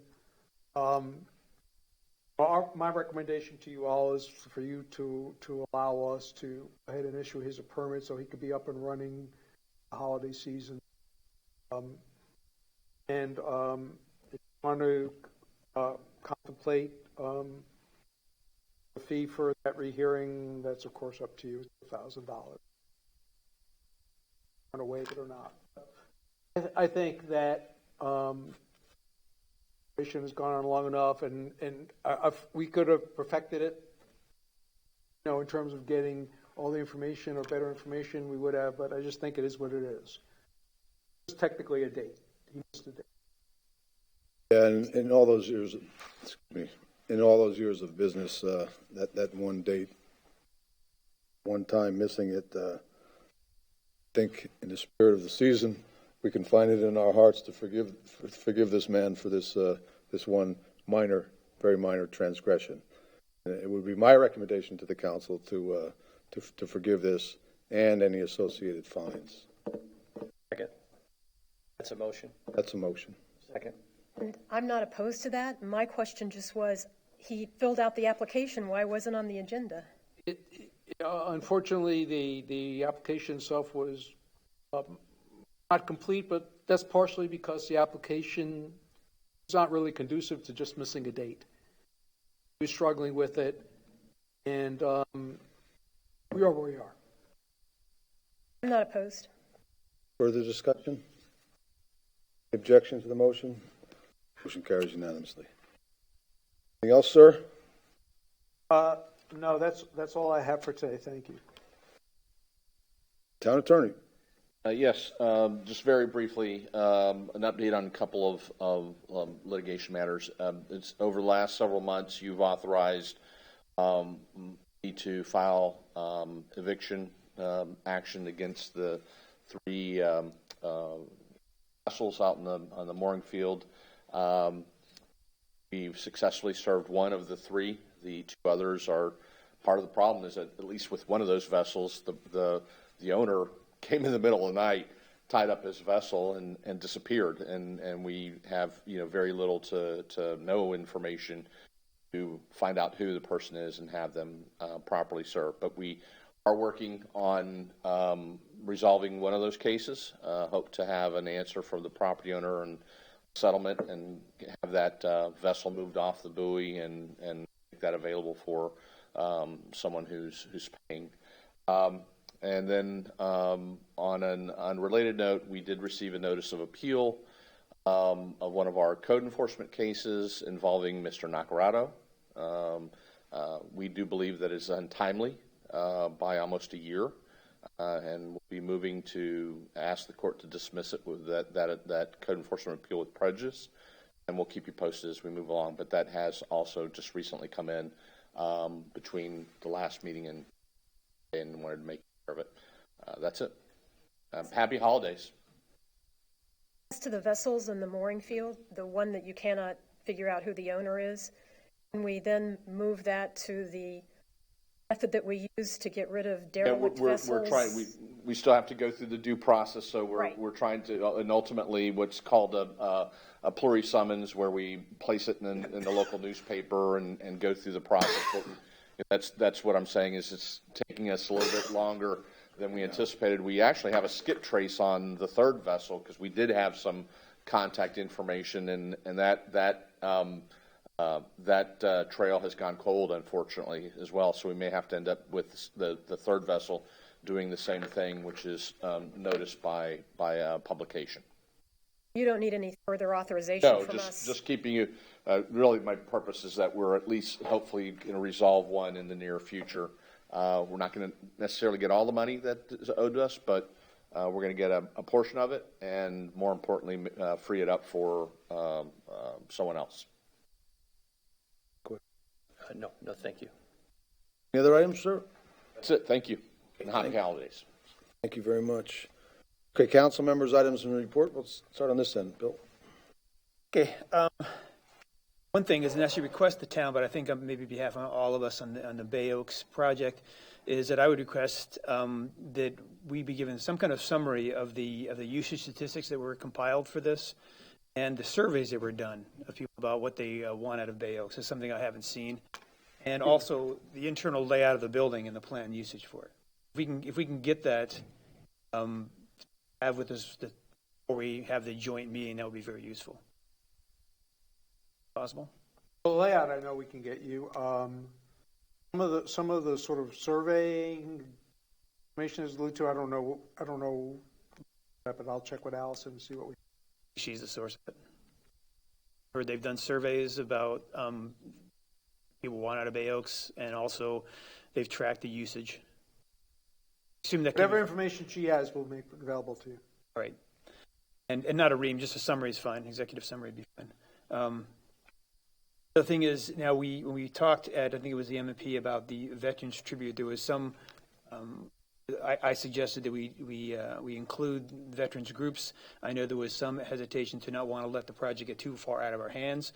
So I wonder if it's reasonable to form an ad hoc committee that includes some of the veterans groups and maybe someone from staff and council to see this through.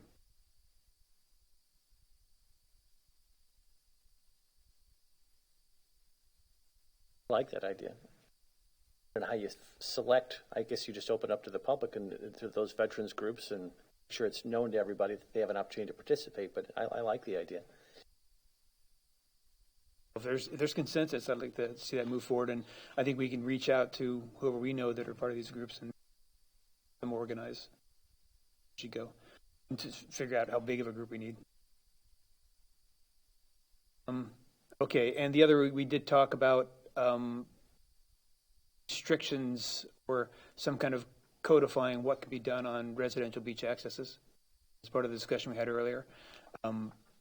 That would be something that I wouldn't mind seeing put on an MP, just so we can discuss it further and see if it's worth discussing further with. I have no objection for being on an MMP. That's all for me.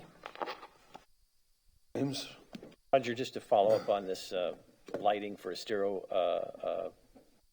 all of our, last time we left this, before going to the Public Utility Commission, you were going to try to reach out to FP&L to see if they could come and present to council and give us an update, see if anything's changed, see if they've figured out a way to think outside the box. Any luck with that? Or I know we're getting into the holidays, but before I proceed. Locally, was more of the same sources. So I actually reached out to a third party to see if they can put me in touch with someone who's sort of higher up in the command structure of FP&L, and I'm waiting to hear back from them. Thank you. But I mean, if I would have brought anyone in, they would have said the same thing you previously heard. So I think you're looking for new, more aggressive type of let's resolve this problem type of information. And I think going up the chain at FP&L is a good idea. So I support that. I was just checking as an update because people keep asking about it. But thank you. That's all I have. I want to apologize to Mr. Adderholt if my comments got out of In the heat of the moment, the apology is accepted. Thank you very much. And I have nothing further except to wish everyone happy holidays. And? Well, Councilor Adderholt has stolen my thunder with the lighting question, so I don't have a lot to add to that except to wish everyone happy holidays, and I would be remiss and at the risk of not being banished to the garage for an unforeseeable future if I don't mention the Women's Tree Festival this weekend. It's going to be very socially distant. It will be CDC compliant, and it's a great way to go and potentially donate to a lot of the 501c3s on the island and get a nice tree. I, for one, have one in there, so bid high. Just to add that there are some really cool trees. I saw the one the garden club's putting together, and it's. You will be able to. I just found out you will be able to bid online.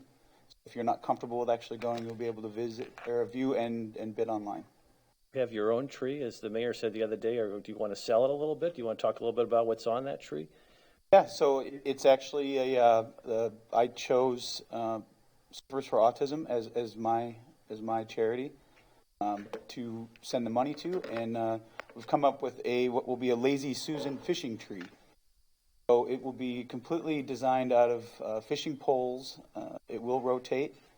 There'll be a lot of tackle. There's been some Ace Hardware and some other the goods. Some other businesses on the island have been very gracious with donating supplies. So it'll be a very fun, unique tree. Last year we did an old wooden ladder we repurposed to make out of a tree, and it actually made the paper this last week as the tree that was selected. So it's a fun event. It's a great way to give back to the community, and I encourage everyone to bid early and bid often.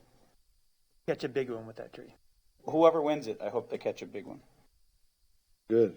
You could do worse than the garage, by the way. But anyhow.